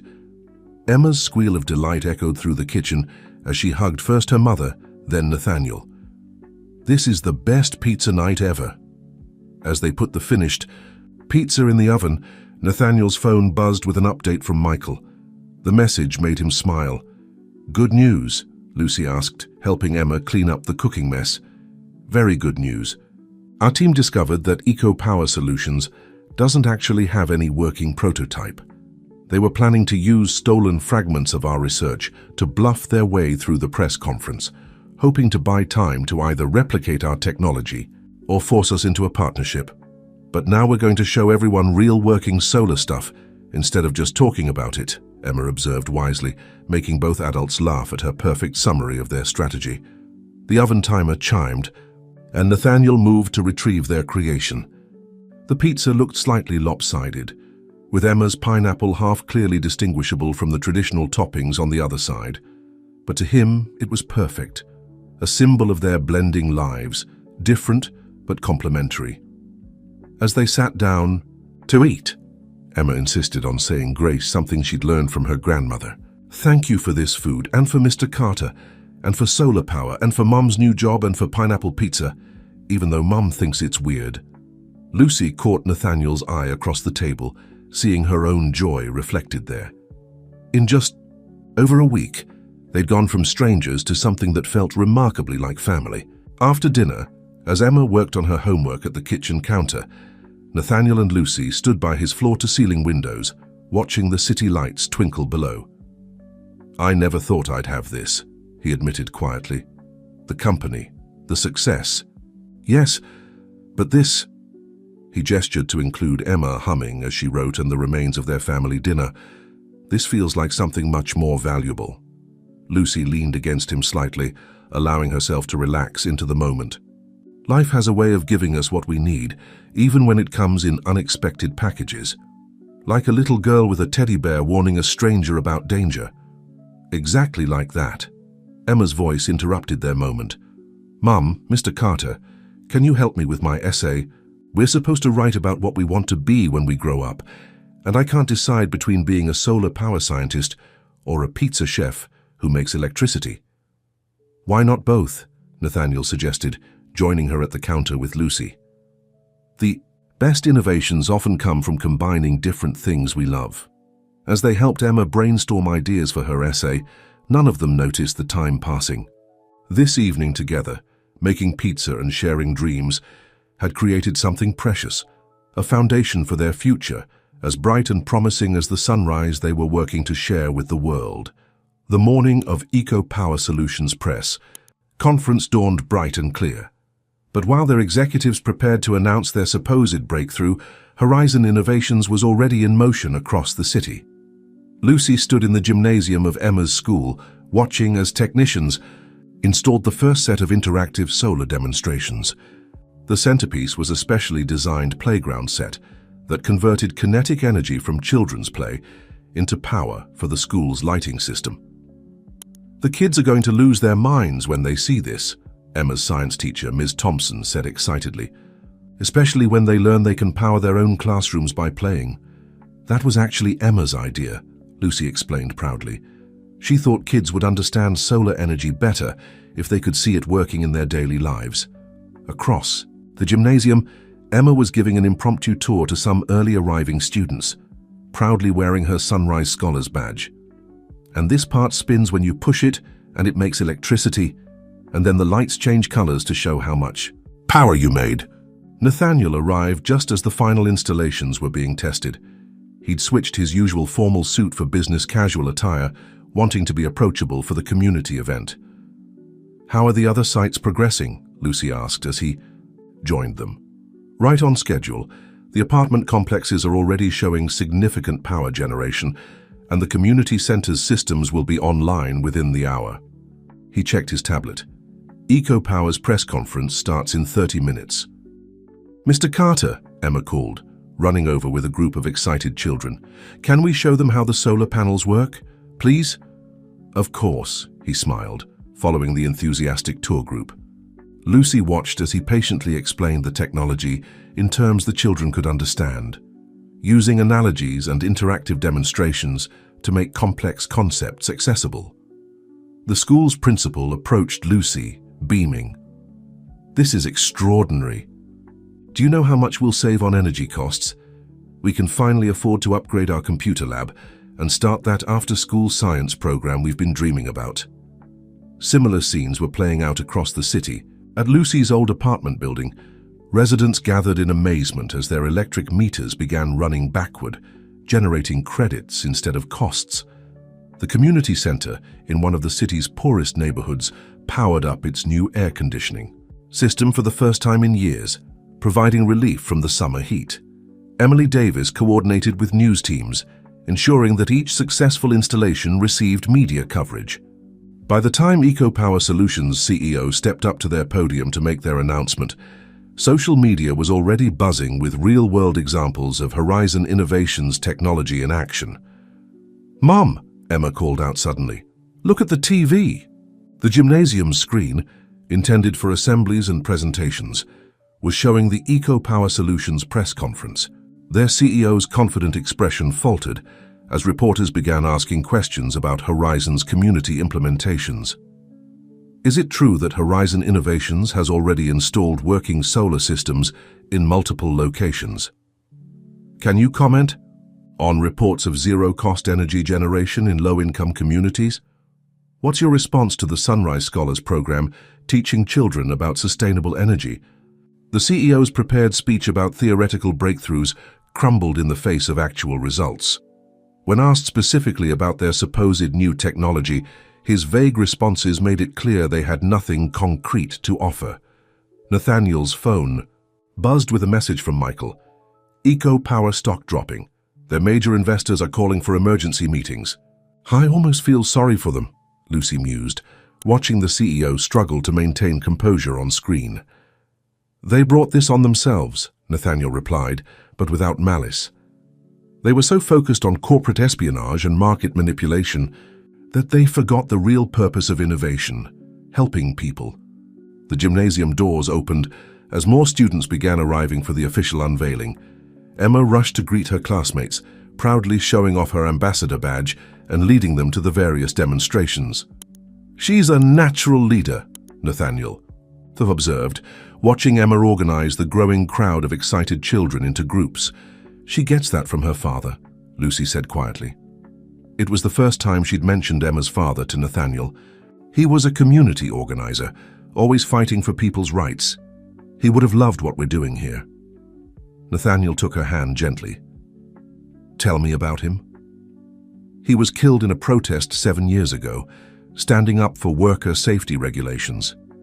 Emma was too young to remember him, but I see him in her sometimes, especially her desire to help others. Before Nathaniel could respond, Emma's voice rang out across the gymnasium. Mom, Mr. Carter, can we start the official tour now? Everyone's here. They turned to see the gymnasium filled with students, parents, teachers, and community members, all eager to learn about the technology that was already changing their lives. Shall we? Nathaniel offered his arm to Lucy with a smile. As they joined Emma at the front of the crowd, Lucy felt a profound sense of rightness. They weren't just implementing new technology or outmaneuvering corporate competitors. They were building a better future, one community at a time. Emma began her presentation, her voice clear and confident.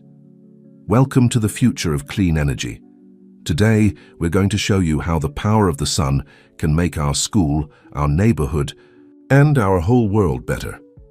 The enthusiasm in her voice, the pride in her mother's eyes, and the love in Nathaniel's heart created their own kind of energy, one that no technology could measure, but that would power their shared future for years to come. 2 weeks after the community launch of Project Sunrise, the impact was spreading far beyond their initial expectations. Lucy's office at Horizon Innovations had become a hub of activity, with requests pouring in from communities across the country wanting to participate in the pilot program. We've received inquiries from 37 states and 12 countries, she reported during the morning executive meeting. The success of our initial implementations has created a domino effect. Emily Davis nodded approvingly. The educational program is particularly successful. Emma's presentation video has gone viral, over 2 million views. Children everywhere are asking their schools to join the Sunrise Scholars Program. Nathaniel couldn't help but smile at the mention of Emma. The little girl who had saved his life was now becoming the face of clean energy education, inspiring children around the world with her enthusiasm and simple, clear explanations of complex technology. Speaking of Emma, he said as the meeting concluded, how is she handling her newfound fame? Lucy gathered her materials, pride evident in her expression. She's taking it all in stride. Yesterday she told me she doesn't want to be famous. She just wants to help other kids understand how they can make the world better. They walked together to Lucy's office, their shoulders occasionally brushing in a way that sent warm tingles through both of them. The past 2 weeks had seen them falling into a comfortable routine, family dinners, weekend outings, and quiet moments that felt increasingly like home. I've been thinking, Nathaniel said as they entered her office, which had a beautiful view of the city. The apartment building implementation has been so successful. Maybe it's time to consider expanding it to the entire neighborhood. Lucy turned to him, understanding dawning in her eyes. You want to make my old neighborhood the first fully sustainable community in the city? Not just sustainable, self-sufficient. Solar roads, community power storage, educational centers, a model for future implementations worldwide. He moved closer, taking her hands in his. And I was thinking, maybe we could be part of that community together. Lucy's heart skipped a beat. Nathaniel. I know it soon, he continued quickly. But these past weeks, Lucy, I've never felt more alive, more purposeful. Watching you and Emma being part of your lives, it's shown me what really matters. Before she could respond, Emma burst into the office, her Sunrise Scholars badge gleaming. Mom, Mr. Carter, you have to see this. She was carrying her tablet, which showed a live news feed. Eco Power Solutions was announcing their immediate restructuring, including the resignation of their CEO and a complete shift in corporate strategy. They want to partner with us, Emma explained excitedly. They're saying they were wrong to try to steal Project Sunrise, and now they want to help make it available everywhere. Nathaniel and Lucy exchanged glances. This was unexpected, but not unwelcome. Converting a competitor into an ally could accelerate their plans for global implementation. What do you think? Nathaniel asked Lucy. Should we give them a chance to make amends? Lucy considered for a moment, her natural insight into people coming into play. Everyone deserves a second chance if they're truly willing to change. Maybe this is an opportunity to show that cooperation is better than competition. Emma nodded sagely. Like when Jenny and I had a fight about who would be class president, but then we decided to work together and made the whole class better. Nathaniel laughed softly, out of the mouths of babes. Emma, what would you think about us working with EcoPower to help more communities? That would be awesome. Then she paused, looking thoughtful. But first, can we have pizza night? I want to try a new topping combination. Lucy and Nathaniel shared another look, this one filled with warmth and amusement. Actually, Lucy said, I think Mr. Carter was about to suggest something even more interesting than pizza night. Emma's eyes widened with curiosity. More interesting than pizza? What could be more interesting than pizza? Nathaniel knelt down to Emma's level, suddenly feeling nervous about this conversation with an 8-year-old. Well, I was thinking, how would you feel if we turned your ideas for a sustainable community into reality? Not just for your school, but for your whole neighborhood. Emma bounced excitedly. With the glowing sidewalks and the power-making playgrounds. All of that and more, he confirmed. And maybe I could help make those improvements from a little closer to home. For a moment, Emma looked confused. Then her eyes lit up with understanding. You mean you want to live near us, like be a real family? The hope in her voice made Nathaniel's heart swell. He glanced up at Lucy, seeing tears shimmering in her eyes, and knew he was making the right decision. Only if you and your mom want that, he said softly. Emma launched herself into his arms, nearly knocking him over. Yes, Mom, can we, please? We can have pizza night every night. Lucy laughed through her tears. Maybe not every night, mi amor. She moved closer, joining their embrace. But I think we could work something out. As they held each other in the sunlit office, plans for sustainable communities and global partnerships momentarily took a back seat to something more immediate and precious. The formation of a family, brought together by a child's warning, united by a vision for a better world, and strengthened by love that had grown as naturally as the sunrise. 1 month after the initial launch of Project Sunrise, Lucy stood in front of her old apartment building, now transformed into a beacon of sustainable living. Solar panels gleamed on the roof, energy-efficient windows reflected the morning sun, and the newly installed community garden buzzed with activity. It's amazing, she whispered, feeling Nathaniel's arms slip around her waist. I never imagined this place could look like this. Just wait until you see inside, Emma said, practically bouncing with excitement. She was wearing a special edition Sunrise Scholars jacket, created after the program had gone national. Can I show them the surprise now? Nathaniel nodded, and Emma led them through the building's entrance, now powered by transparent solar glass. The lobby, once dim and dated, had been transformed into a bright, welcoming space with living walls and interactive displays showing the building's real-time energy production and usage. But the real surprise waited on the top floor. As they stepped out of the elevator, Emma ran ahead, throwing open the door to what had once been abandoned storage space. Welcome home, she announced proudly. Lucy gasped. The entire top floor had been converted into a beautiful living space, combining modern sustainability with comfortable warmth. Floor-to-ceiling windows offered panoramic views of the city, while advanced solar technology seamlessly integrated into every aspect of the design. "Nathaniel," she breathed, "this is... How did you—" "I had help," he smiled, watching Emma dart from room to room, showing off features she'd helped design. "Your daughter is quite the architect when it comes to combining practical technology with comfortable living." The main living area opened onto a rooftop garden, where solar panels doubled as shade structures over comfortable seating areas. A small greenhouse occupied one corner, filled with the herbs Emma had insisted were essential for proper pizza making. "Look, Mum," Emma called from what was clearly designed to be her bedroom. "My ceiling has stars that light up using solar, power we collected during the day." Lucy turned to Nathaniel, tears shimmering in her eyes. "You did all this for us?" "I did this for us," he corrected gently. "If you'll have me. This whole building is a prototype for our next phase of community development. What better place to live than right here, where it all started?" Emma returned to them, her face serious. "Does this mean you're going to be my dad now? For real?" Nathaniel knelt down to her level, his heart full. "Emma, you and your mom have changed my life in ways I never imagined possible. Nothing would make me happier than being your dad, if that's what you want."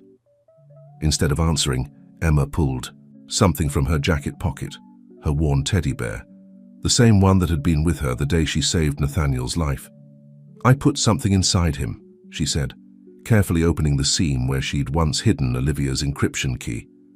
"Mom helped me pick it out." From inside the bear, she withdrew a simple gold ring.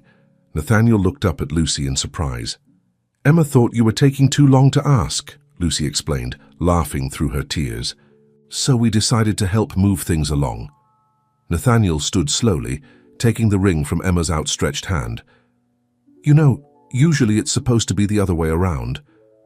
"Since when has anything about us been usual?" Lucy challenged, her eyes sparkling. He slipped the ring onto her finger, then pulled both her and Emma into a tight embrace. "Never. And I wouldn't have it any other way." From the rooftop garden, they could see other buildings in the neighborhood already being fitted with Project Sunrise technology. The partnership with EcoPower Solutions had accelerated their implementation timeline, and communities around the world were beginning to transform. "You know what this means?" Emma asked, still sandwiched between them. "We need to have a bigger pizza oven for when everyone comes to visit, and maybe a solar-powered ice cream maker." "I think we can arrange that," Nathaniel laughed, "although your mom might have some opinions about too many desserts." "Speaking of opinions," Lucy said, "the Community Council wants to know if we're still planning to convert the old recreation center into a Sunrise Scholars headquarters." "Already in progress," Nathaniel confirmed.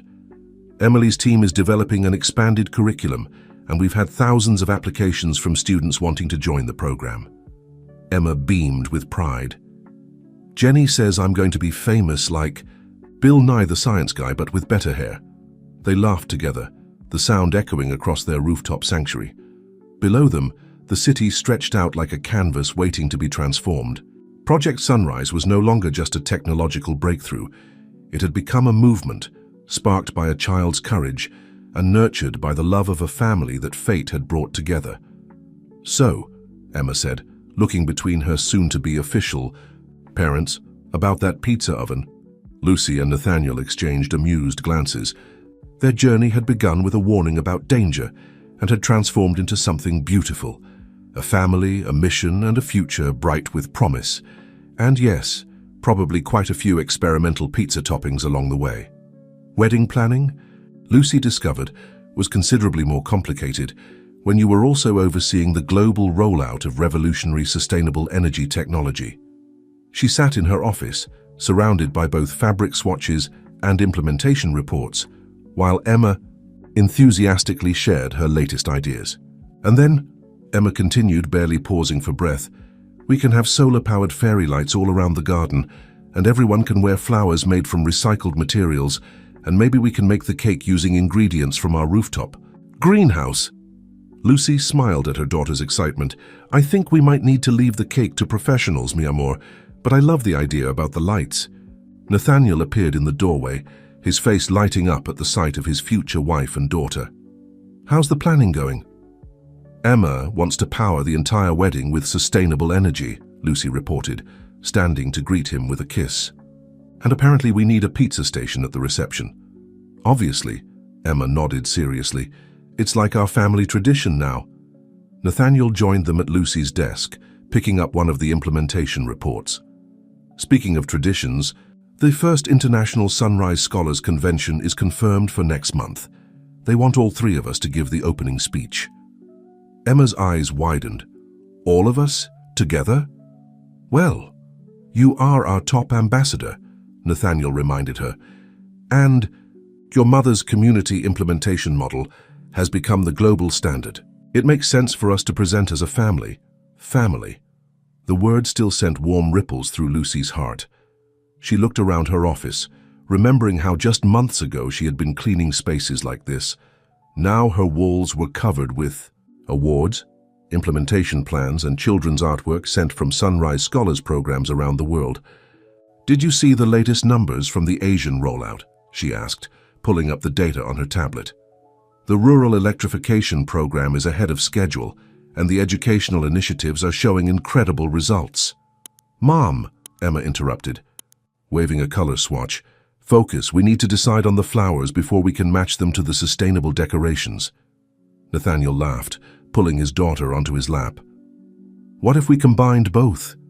We could showcase the latest solar technology developments as part of the wedding decor. Make it a celebration of not just our love, but everything we've built together." "That's perfect," Emma exclaimed. "We can have little models of the solar projects in every centerpiece, and maybe the place cards could be made from recycled materials from our first installations." Lucy watched them brainstorm, her heart full.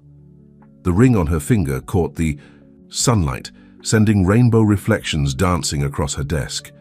It was fitting, she thought, that even their wedding would be a blend of personal joy and their shared mission to change the world. "Oh," Emma suddenly remembered something. "Emily called earlier.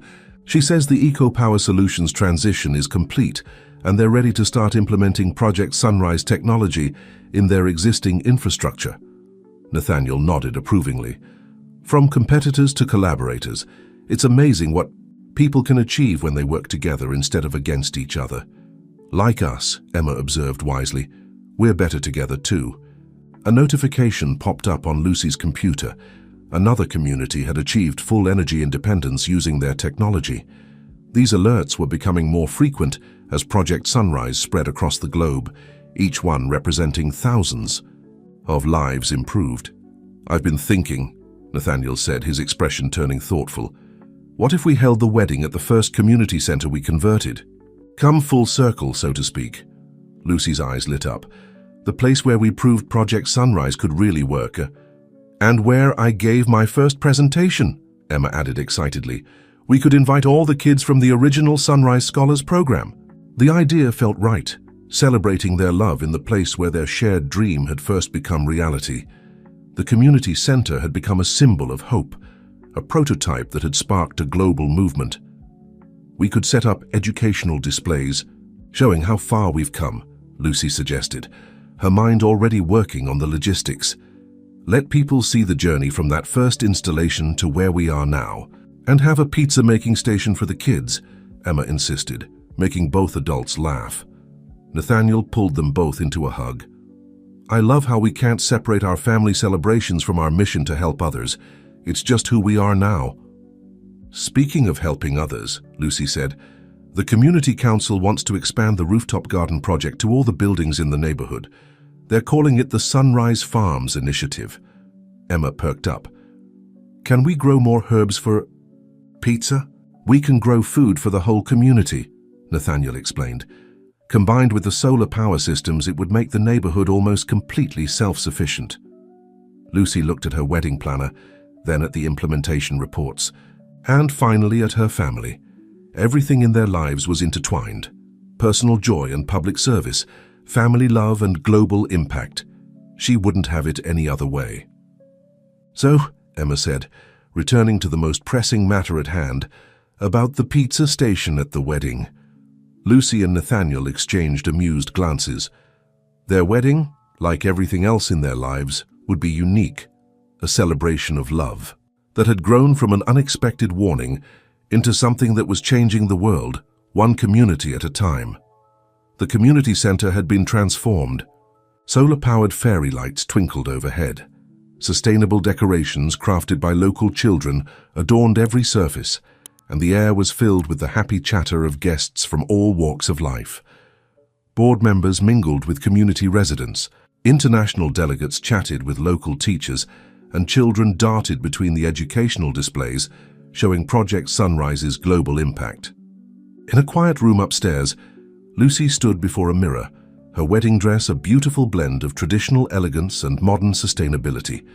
The fabric had been created from recycled materials, and tiny solar-powered lights were woven into the trim, making her literally glow.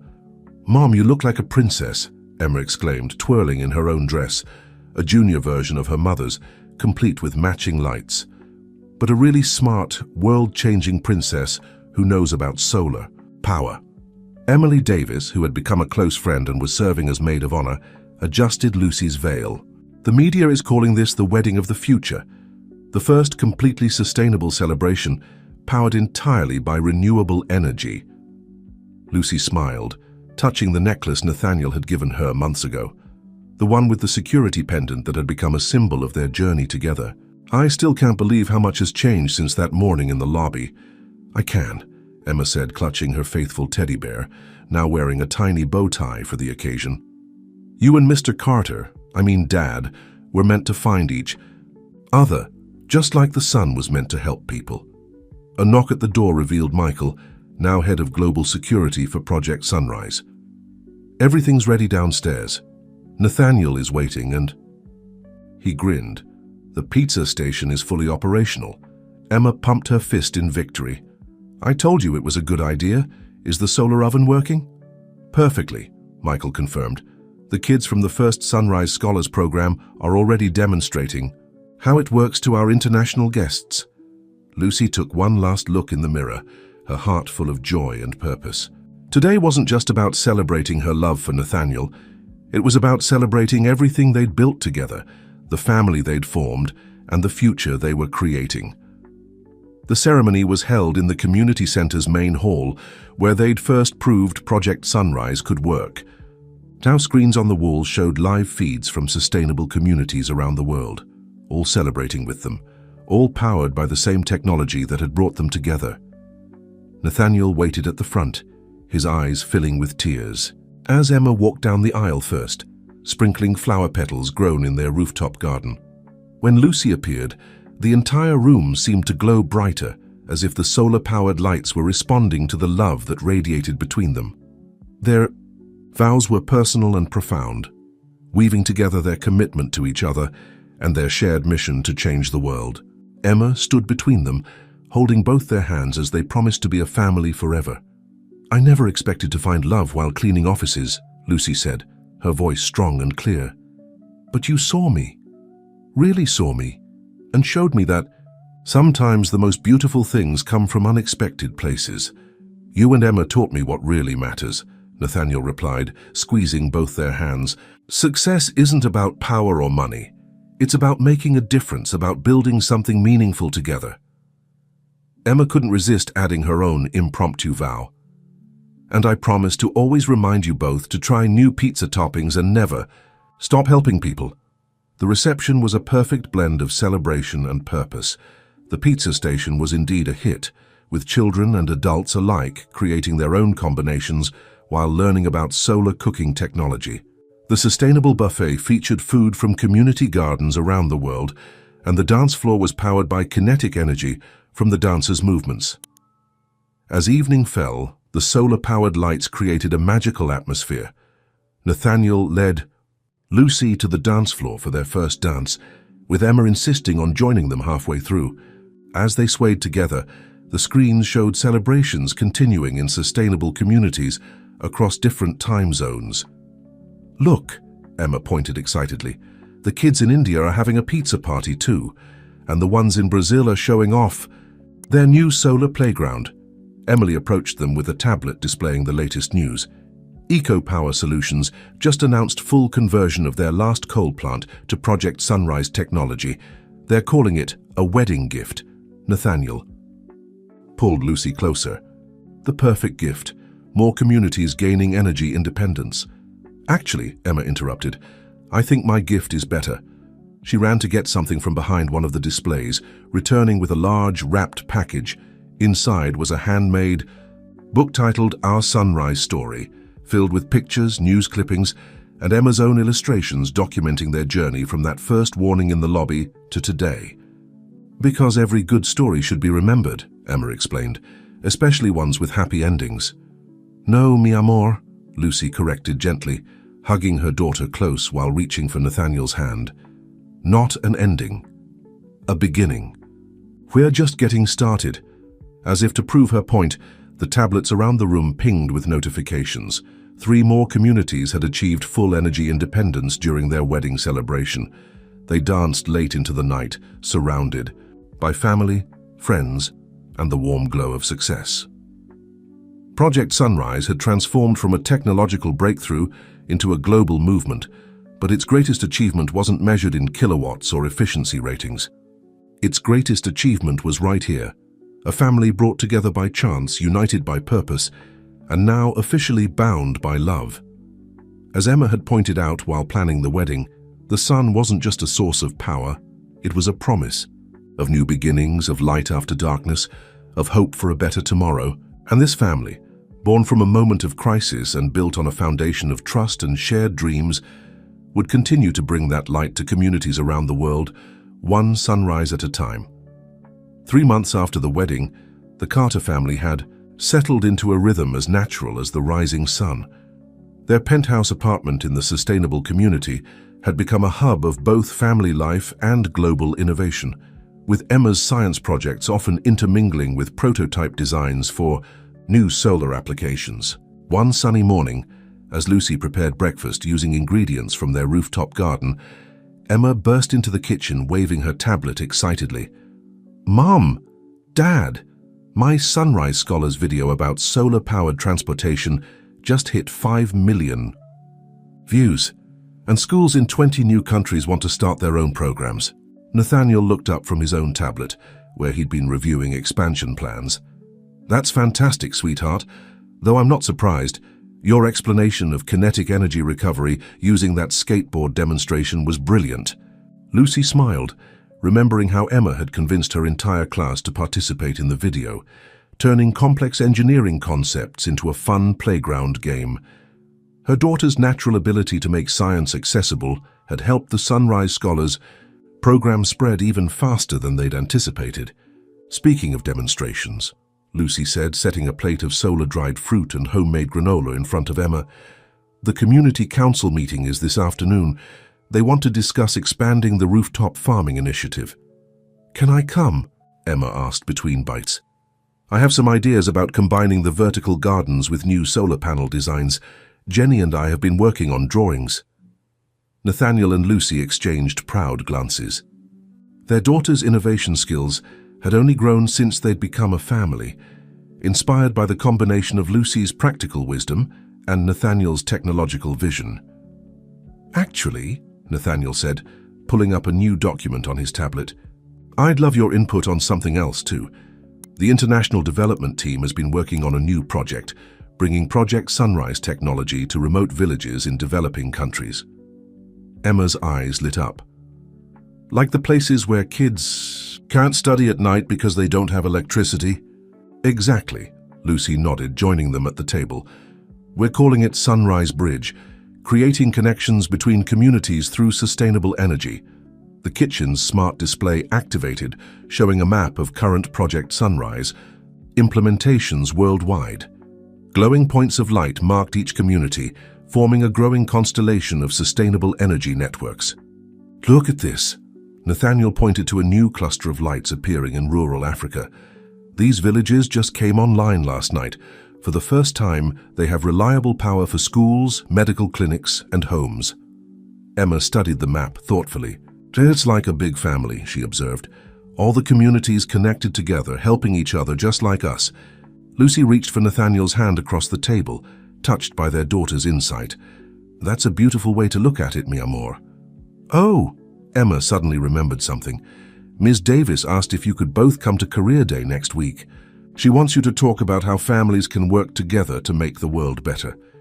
"Of course we'll come," Nathaniel assured her.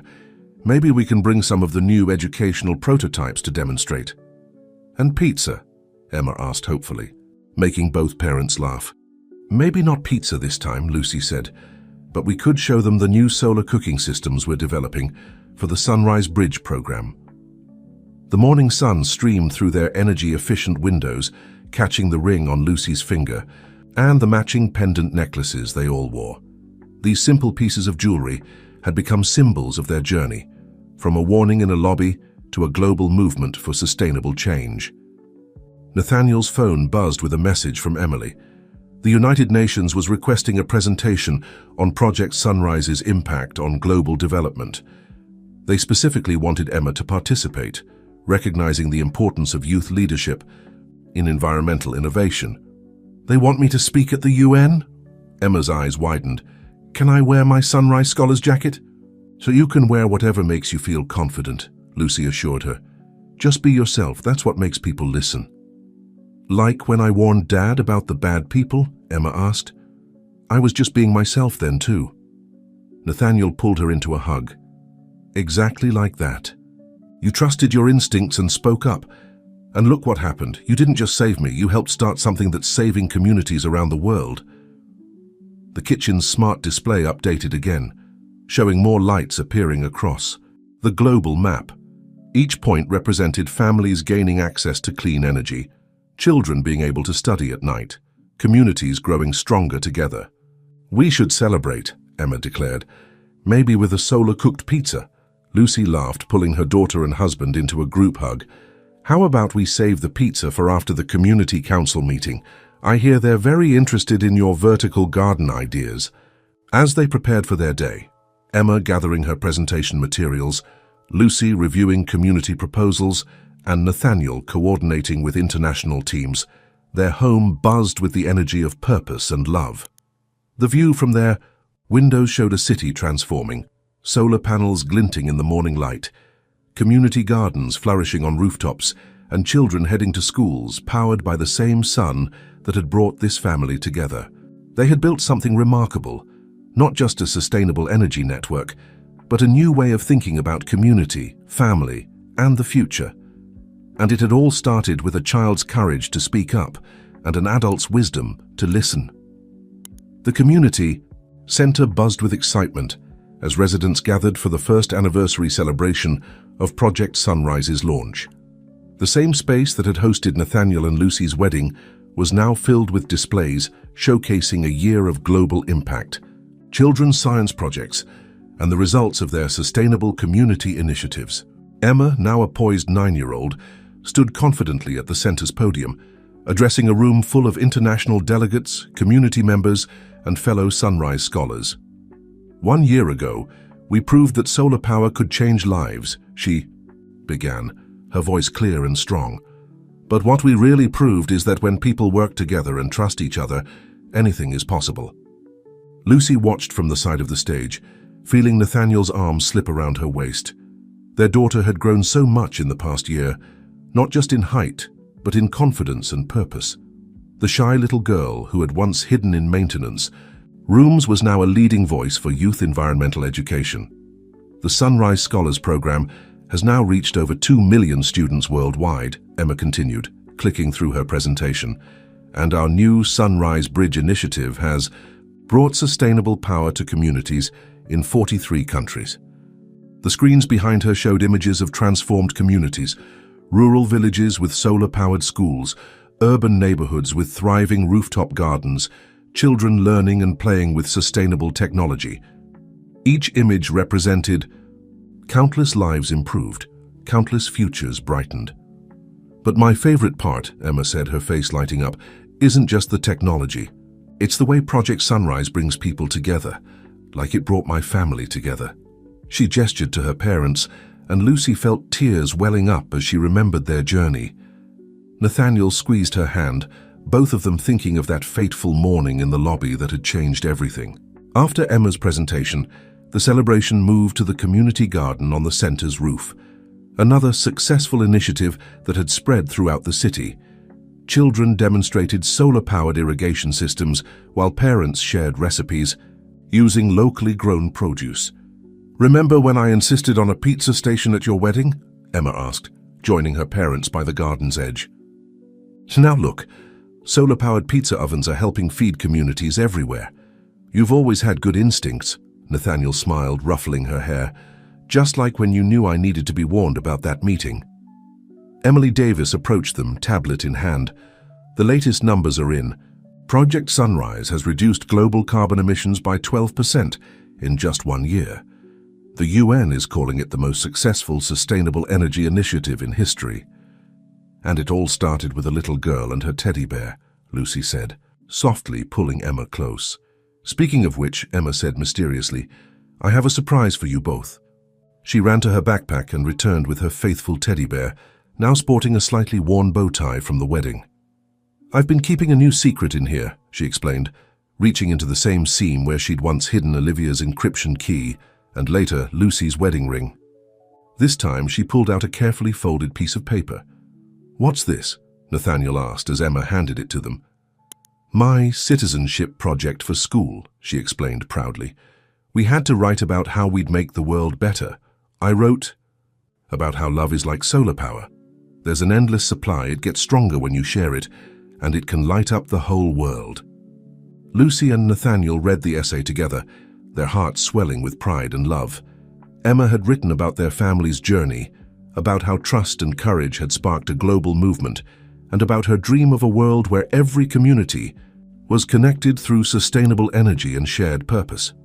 "Ms. Thompson said I should submit it to the International Youth Science Journal," Emma added, "but I wanted you to read it first, because even though Project Sunrise helps lots of people, the best part of this whole story is that we became a family." Nathaniel lifted Emma into his arms, just as he had the day she'd saved him from Olivia's trap. "You're right, sweetheart. All the success, all the innovations, they're wonderful, but nothing compares to what we have together." The sun was setting over the city, but the garden glowed with sustainable lighting powered by the day's collected solar energy. Below them, their transformed community hummed with life and purpose. In the distance, they could see other rooftop gardens and solar installations spanning the horizon, a testament to how far they'd come. "So," Emma said, a familiar twinkle in her eye, "since it's our anniversary celebration, could we maybe have pizza for dinner?" Lucy laughed, wrapping her arms around her family. "I think that's a perfect way to celebrate." As they stood together in the garden they'd helped create, surrounded by the community they'd helped transform, their love shone as brightly as the sustainable lights illuminating the city. Project Sunrise had changed the world, but it had done something even more remarkable. It had brought together 3 hearts that now beat as one, proving that the most powerful energy of all is the light of love that glows within a family. The International Conference Hall at the United Nations buzzed with anticipation. Representatives from countries around the world had gathered to hear about the next phase of Project Sunrise, but the speaker they were most excited to see wasn't Nathaniel Carter or any of his executives. It was a 9-year-old girl in a Sunrise Scholar's jacket. Emma stood backstage, clutching her trusty teddy bear while Lucy adjusted her badge. "Remember, mi amor, just be yourself. That's what makes you special. Like when I tell stories about our family to help other kids understand solar power," Emma asked, her confidence growing with her mother's encouraging smile. Nathaniel joined them, having just finished his preliminary presentation about Project Sunrise's global impact. "Exactly. Your way of connecting technology with real human experiences is what makes people listen." The main hall screens displayed images of Project Sunrise communities worldwide. Schools powered by solar playgrounds, hospitals running on clean energy, farms flourishing with sustainable irrigation. But it was the smaller personal stories that had captured global attention. Children studying under reliable lights for the first time, families starting small businesses with sustainable power, communities growing stronger together. "Ladies and gentlemen," the moderator announced, "please welcome Emma Carter, Global Youth Ambassador for Project Sunrise, and founder of the Sunrise Scholars Program. As Emma walked onto the stage, her parents watched with pride. She carried herself with a confidence that came from knowing she was making a real difference in the world. "My story began with a warning," Emma started, her clear voice carrying through the hall. "I was just a little girl with a teddy bear who overheard something bad. But when I chose to speak up, I didn't just save one person, I helped start something that would save communities." The audience leaned forward, captivated by her sincerity and wisdom beyond her years. "Project Sunrise isn't just about solar power," she continued, clicking through her presentation. "It's about believing that everyone deserves a chance to shine.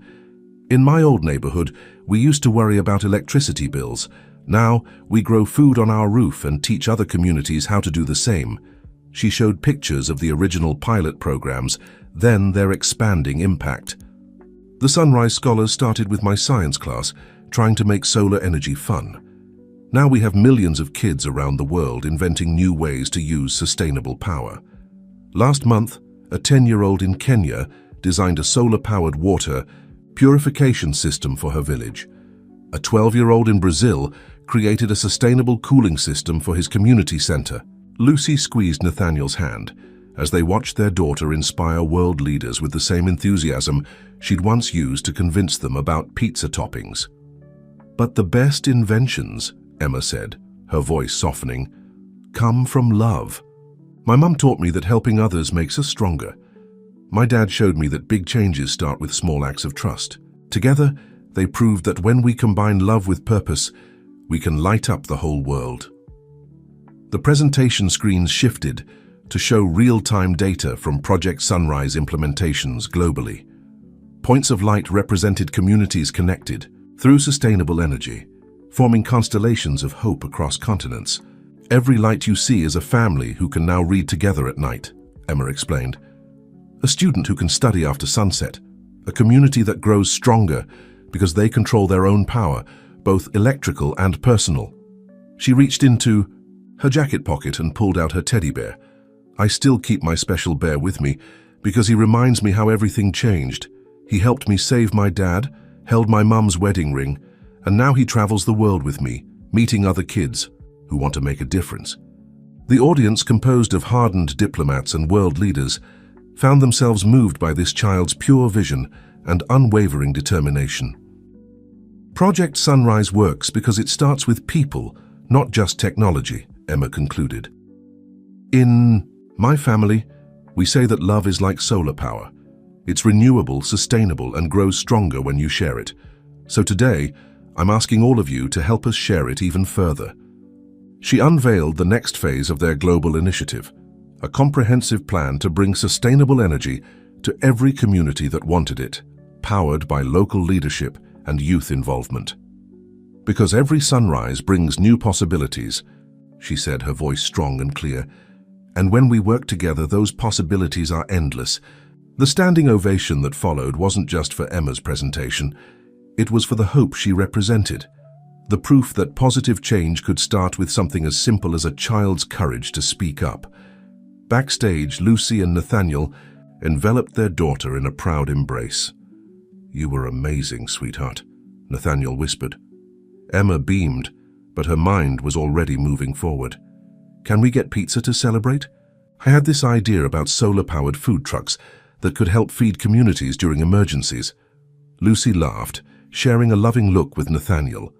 Their daughter never stopped thinking of ways to help others, turning every achievement into an opportunity for further innovation. As they left the conference hall, delegates approached them with commitments to support Project Sunrise's expansion. But Emma's attention was caught by a group of children from the local Sunrise Scholars chapter, eager to share their own ideas for sustainable projects.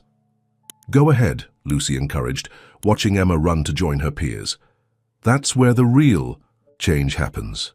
One child inspiring another, just like ripples in a pond, or rays from the sun," Nathaniel added softly, holding his wife close as they watched their daughter spread her light to others.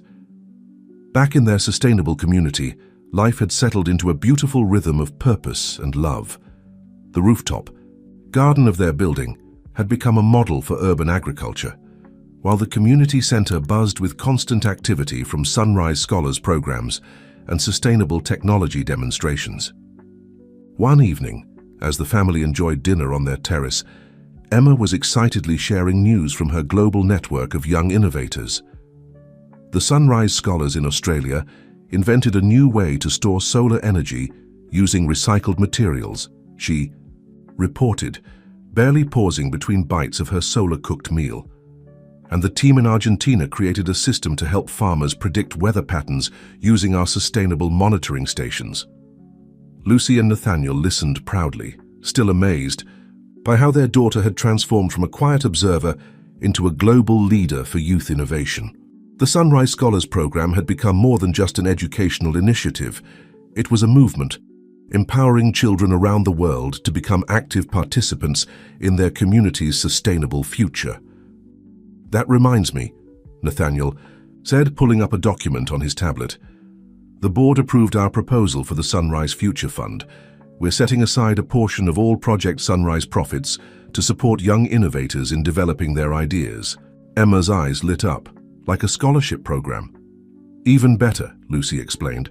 "It's a commitment to support sustainable innovation for generations to come. Any child with an idea for helping their community can apply for funding and mentorship." The sun was setting over the city, but their terrace remained comfortably lit by the day's stored solar energy. Below them, the streets glowed with sustainable lighting, and rooftop gardens dotted the skyline like green jewels. "Remember when I used to hide in the maintenance room?" Emma asked, looking out over their transformed neighborhood. "I was so shy back then, but I knew I had to warn Dad about the bad people." "You've always had courage when it matters most," Nathaniel said softly, reaching for both Emma's and Lucy's hands. "You showed me that the most valuable things in life aren't in boardrooms or bank accounts. They're in the moments we choose to help others." Lucy nodded, thinking of her own journey from cleaning offices to directing global community initiatives. Life has a way of putting us exactly where we need to be, even if we don't understand it at the time. Emma pulled out her faithful teddy, Bear, now sporting a collection of Sunrise Scholars pins from around the world. "I think he knew all along," she said seriously. "That's why he helped me hide the encryption key and Dad's wedding ring." The family laughed together, remembering how their story had unfolded, from a desperate warning to a global movement, from strangers to an unshakable family unit. "Speaking of family," Lucy said, sharing a meaningful look with Nathaniel, "we have some news to share." Emma perked up immediately. "Is it about the new sustainable transportation system, or the expanded school program, or—" "Actually," Nathaniel interrupted gently, "it's about our family specifically. How would you feel about becoming a big sister?" The joy that exploded across Emma's face rivaled the brightness of any sunrise. "Really? When? Can I teach the baby about solar power? Will they get their own Sunrise Scholars jacket?" "One question at a time, mi amor," Lucy laughed, placing a hand on her still flat stomach. "But yes, in about 7 months our family will grow a little bigger." Emma jumped up and ran inside, returning moments later with her tablet. "We need to start planning. The baby's room can have stars like mine, but maybe with different constellations. And we can use the new smart cradle design the Tokyo Sunrise Scholars developed." As they watched their daughter excitedly plan for the new addition to their family, Lucy and Nathaniel marveled at how far they'd come. Project Sunrise had transformed from a technological breakthrough into a global movement, but its greatest achievement was the family it had helped create. The city lights twinkled below them, each one representing a life touched by their work. But the brightest light of all was right here on their terrace, the love that had grown from a moment of trust between a little girl and a stranger, blossoming into something that would illuminate generations to come. Emma was already making lists of solar-powered baby accessories and educational toys, her innovative mind combining her love for sustainability with her excitement about becoming a big sister. "One thing's for certain," Nathaniel murmured to Lucy, watching their daughter's enthusiasm. "This baby will grow up knowing they can change the world, just like their big sister. And they'll know that love, like solar power, is an endless resource," Lucy added, leaning into her husband's embrace while Emma continued her excited planning. As night fell over their sustainable community, the Carter family's terrace remained bright, lit not just by stored solar power, but by the eternal light of love, purpose, and the promise of an even brighter tomorrow. Spring had painted the city's rooftop gardens in vibrant colors, and the Carter family's sustainable community was buzzing with excitement. Not just because Project Sunrise had recently achieved its goal of powering 100 million homes worldwide, but because the EE community was preparing to welcome its newest member. Lucy, now 7 months pregnant, sat in what would be the baby's room, watching Emma and Nathaniel put the finishing touches on a special mobile they designed together. Solar-powered stars and planets twinkled gently, casting warm patterns on the walls. "And this constellation," Emma explained, adjusting one of the stars, "is Orion. The Sunrise scholars in Chile helped me program it to match the real star positions." The room was a perfect blend of comfort and innovation, the result of Emma's enthusiasm for both sustainable technology and being a big sister. She'd worked with her fellow Sunrise scholars to create unique features for the nursery, from temperature-regulating wall panels to a smart monitoring system that used minimal energy. "The baby's going to love it," Lucy said, rubbing her growing belly, "just like they already love listening to their big sister's voice." Emma rushed over to kneel beside her mother's chair, placing her hands gently on Lucy's stomach. "I was telling the baby about our latest project today. We're helping communities in the Amazon rainforest install sustainable power systems that don't harm any trees." Nathaniel sat beside them, marveling at how their family had grown and evolved. Speaking of projects Emily called earlier, the United Nations voted unanimously to adopt Project Sunrise's community-based implementation model as the global standard for sustainable development. "That means every new community will use our friendly approach?" Emma asked excitedly. "With local leaders and kid ambassadors and everything?" "Exactly," Lucy confirmed. "They've seen how much more successful projects are when communities feel ownership and children are involved in the planning." The baby kicked, making Emma giggle. "See, even the baby agrees. I think we're going to have another solar energy expert in the family." As if on cue, their home smart system activated the evening lighting sequence, a gentle transition using stored solar energy that mimicked natural sunset colors. Through the windows, they could see similar systems activating across the city, creating a beautiful tapestry of sustainable living. "Oh," Emma suddenly remembered something. "I almost forgot to tell you. My science project about multi-generational sustainable communities won first place. Ms. Thompson said it's going to be part of the new Sunrise Scholars curriculum." Nathaniel pulled his daughter into a proud hug. "That's wonderful, sweetheart. What was your favorite part of the project?" "I wrote about our family," Emma explained, reaching for her ever-present teddy bear, "about how one small action, like warning someone about danger, can grow into something huge, like ripples in a pond, but with solar power and love." Lucy felt tears welling up, her pregnancy hormones amplifying her emotional response to Emma's words.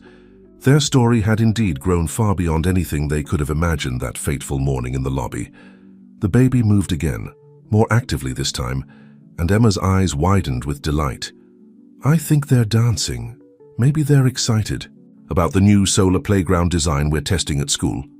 Or maybe," Nathaniel suggested, helping Lucy to her feet, "they're hungry. How about we try out that new solar cooker the Brazilian team sent us?" "Pizza?" Emma asked hopefully, making both parents laugh. "Some things never change," Lucy said fondly, following her family to their state-of-the-art sustainable kitchen. As they prepared dinner together, Emma shared more details about her award-winning science project.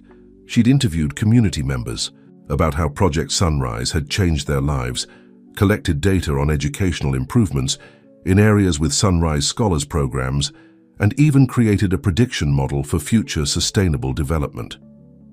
"The best part," she said, carefully arranging toppings on her section of the pizza, "is that other kids are already using my research to start new programs in their communities. A girl in Mexico City used my model to convince her school to install solar panels, and now they're teaching other schools how to do it too." The kitchen's smart display showed a notification, another milestone achieved. Project Sunrise's millionth solar-powered home in Africa had just come online, bringing clean energy to a remote village. "Look," Emma pointed excitedly. "That's where my friend Amara lives. Her Sunrise Scholars team designed special solar panels that can withstand sandstorms." As they watched the celebration footage from the village, Lucy felt the baby move again. She placed one hand on her belly and the other on Emma's shoulder, overwhelmed with love for both her children, one who had already changed the world and one who would grow up in the brighter future they were creating. Nathaniel wrapped his arms around his family, his heart full. From the window, they could see their community thriving in the evening light. Rooftop gardens flourishing, children playing in solar-powered parks, neighbors gathering in sustainably lit common areas. "You know what this means?" Emma asked, her eyes twinkling with familiar enthusiasm. "The baby's going to need their own special Sunrise Scholars jacket, maybe with built-in solar-powered warming for winter. I should start designing it right away." Lucy and Nathaniel exchanged amused glances as Emma rushed to get her tablet, already sketching ideas for sustainable baby clothing. Their daughter's innovative spirit, combined with her boundless love, had not only transformed their lives but had helped create a movement that was transforming the world. The baby kicked again, as if agreeing with their big sister's excitement, and Lucy smiled. This child would be born into a world of possibilities, a world where sustainable living was the norm, where communities supported each other, and where even the smallest voice could spark tremendous change. Just like the sunrise that inspired their journey, their family's light would continue to grow, touching lives and illuminating the path toward a brighter tomorrow. The community center's great hall was filled with sunlight and laughter as people gathered for a very special occasion. 2 months after the birth of Hope Carter, the newest member of the family, the center was hosting a dual celebration: the naming ceremony for the baby and the 5-year anniversary of Project Sunrise. Emma, now a poised 10-year-old, stood proudly beside her parents as they introduced her baby sister to the community. Hope lay peacefully in Lucy's arms, wearing a specially designed sustainable onesie that Emma had created with her Sunrise Scholars team, complete with tiny solar-powered twinkling stars that matched the mobile in her nursery. 5 years ago, Nathaniel addressed the gathered crowd. "A little girl's courage to speak up changed not just my life but the lives of millions around the world. Today we celebrate not only our newest family member, but the growing family of communities united by Project Sunrise." The hall screens displayed live feeds from sustainable communities worldwide, all celebrating their own transformations. From rural villages to urban centers, the impact of their work was visible in the smiling faces and thriving environments shown on screen. "Hope's middle name is Emma," Lucy announced, making their older daughter beam with pride. "Because without Emma's bravery and vision, none of this would have been possible. She taught us that the power of love, like the power of the sun, can illuminate even the darkest corners of our world." Emma stepped forward, her faithful teddy bear, now sporting both his wedding bow tie and a special big sister badge, tucked securely under her arm. "When I was little," she began, her voice clear and confident, "I used to hide in quiet places and watch people. That's how I learned about the bad things that were going to happen to my dad. Before he was my dad. But now I don't have to hide anymore. None of us do. Because when we work together and trust each other, we can build something amazing." She gestured to the screens, where more communities were joining the celebration. Project Sunrise isn't just about solar power or sustainable living. It's about believing in possibilities. It's about trusting that even the smallest voice can make the biggest difference. Baby Hope chose that moment to wake up, her tiny hands reaching toward the sunlight streaming through the windows. Emma rushed to her sister's side, gently taking one of those small hands in hers. "See? She already knows about solar power," Emma announced, making everyone laugh. "I've been reading her my Sunrise Scholars Handbook every night, and I think it's working." Nathaniel wrapped his arms around his family, his heart so full it felt like it might burst. From that terrifying morning in the lobby to this moment of pure joy, their journey had been extraordinary. But the most precious gift wasn't the global success of Project Sunrise. It was the love that had grown between them, as natural and powerful as the sun itself. Emily Davis, now Global Director of Sunrise Scholars Programs, approached with a special presentation. "We have another announcement to make," she said, smiling. "The Emma Carter Sustainability Scholarship has been officially launched. Every year it will support young innovators who show the same courage and vision that started our movement." Emma's eyes widened. "Really? Kids from anywhere in the world can apply?" "From everywhere," Lucy confirmed, "because just like you taught us, amazing ideas can come from unexpected places." The celebration continued as community members shared their own stories of transformation. The original neighborhood that had hosted their first pilot program had become a model for sustainable urban living, inspiring similar transformations worldwide. Hope dozed peacefully in her mother's arms, while Emma excitedly showed visitors the latest Sunrise Scholars projects, from advanced solar storage systems to community education programs. The little girl who had once hidden in maintenance rooms now commanded attention effortlessly, her passion for helping others shining through every word. As evening approached, the sustainable lighting systems activated automatically, bathing the community center in a warm glow. Families gathered in the rooftop garden, where the first seeds of their sustainable revolution had been planted. "You know what this means?" Emma asked, looking at her sleeping sister. "Hope will never know a world without sustainable power. She'll grow up knowing that anything is possible if you believe in it and work together." Lucy and Nathaniel exchanged loving glances over their daughters' heads. "That's your legacy, mi amor," Lucy said softly. "You showed us all how to believe in a better future." "Our legacy," Nathaniel corrected, pulling his family close. "Because the greatest power isn't in the technology or the innovations, it's in the love that inspired them." As the sun set on their celebration, the Carter family stood together in their rooftop garden, surrounded by the community they'd helped build. The city sparkled with sustainable light, each glowing point representing a life touched by their story. Emma held her sister while explaining to nearby children how the garden's solar irrigation system worked. Hope's tiny hand reached up, catching a beam of fading sunlight, and Emma smiled. "See," she whispered to her sister. "That's what Dad always says. Each sunrise brings new possibilities, and now you're part of our sunrise story too." The future stretched before them, bright with promise. Project Sunrise would continue to grow, touching more lives and transforming more communities. But its heart would always be here, in the love of a family that had found each other through an act of courage, and in the legacy of a little girl who had dared to speak up and change the world. For the Carter family, every day brought a new sunrise, a new chance to make a difference, and as long as there were children like Emma sharing their light with others, that sunrise would be eternal. A young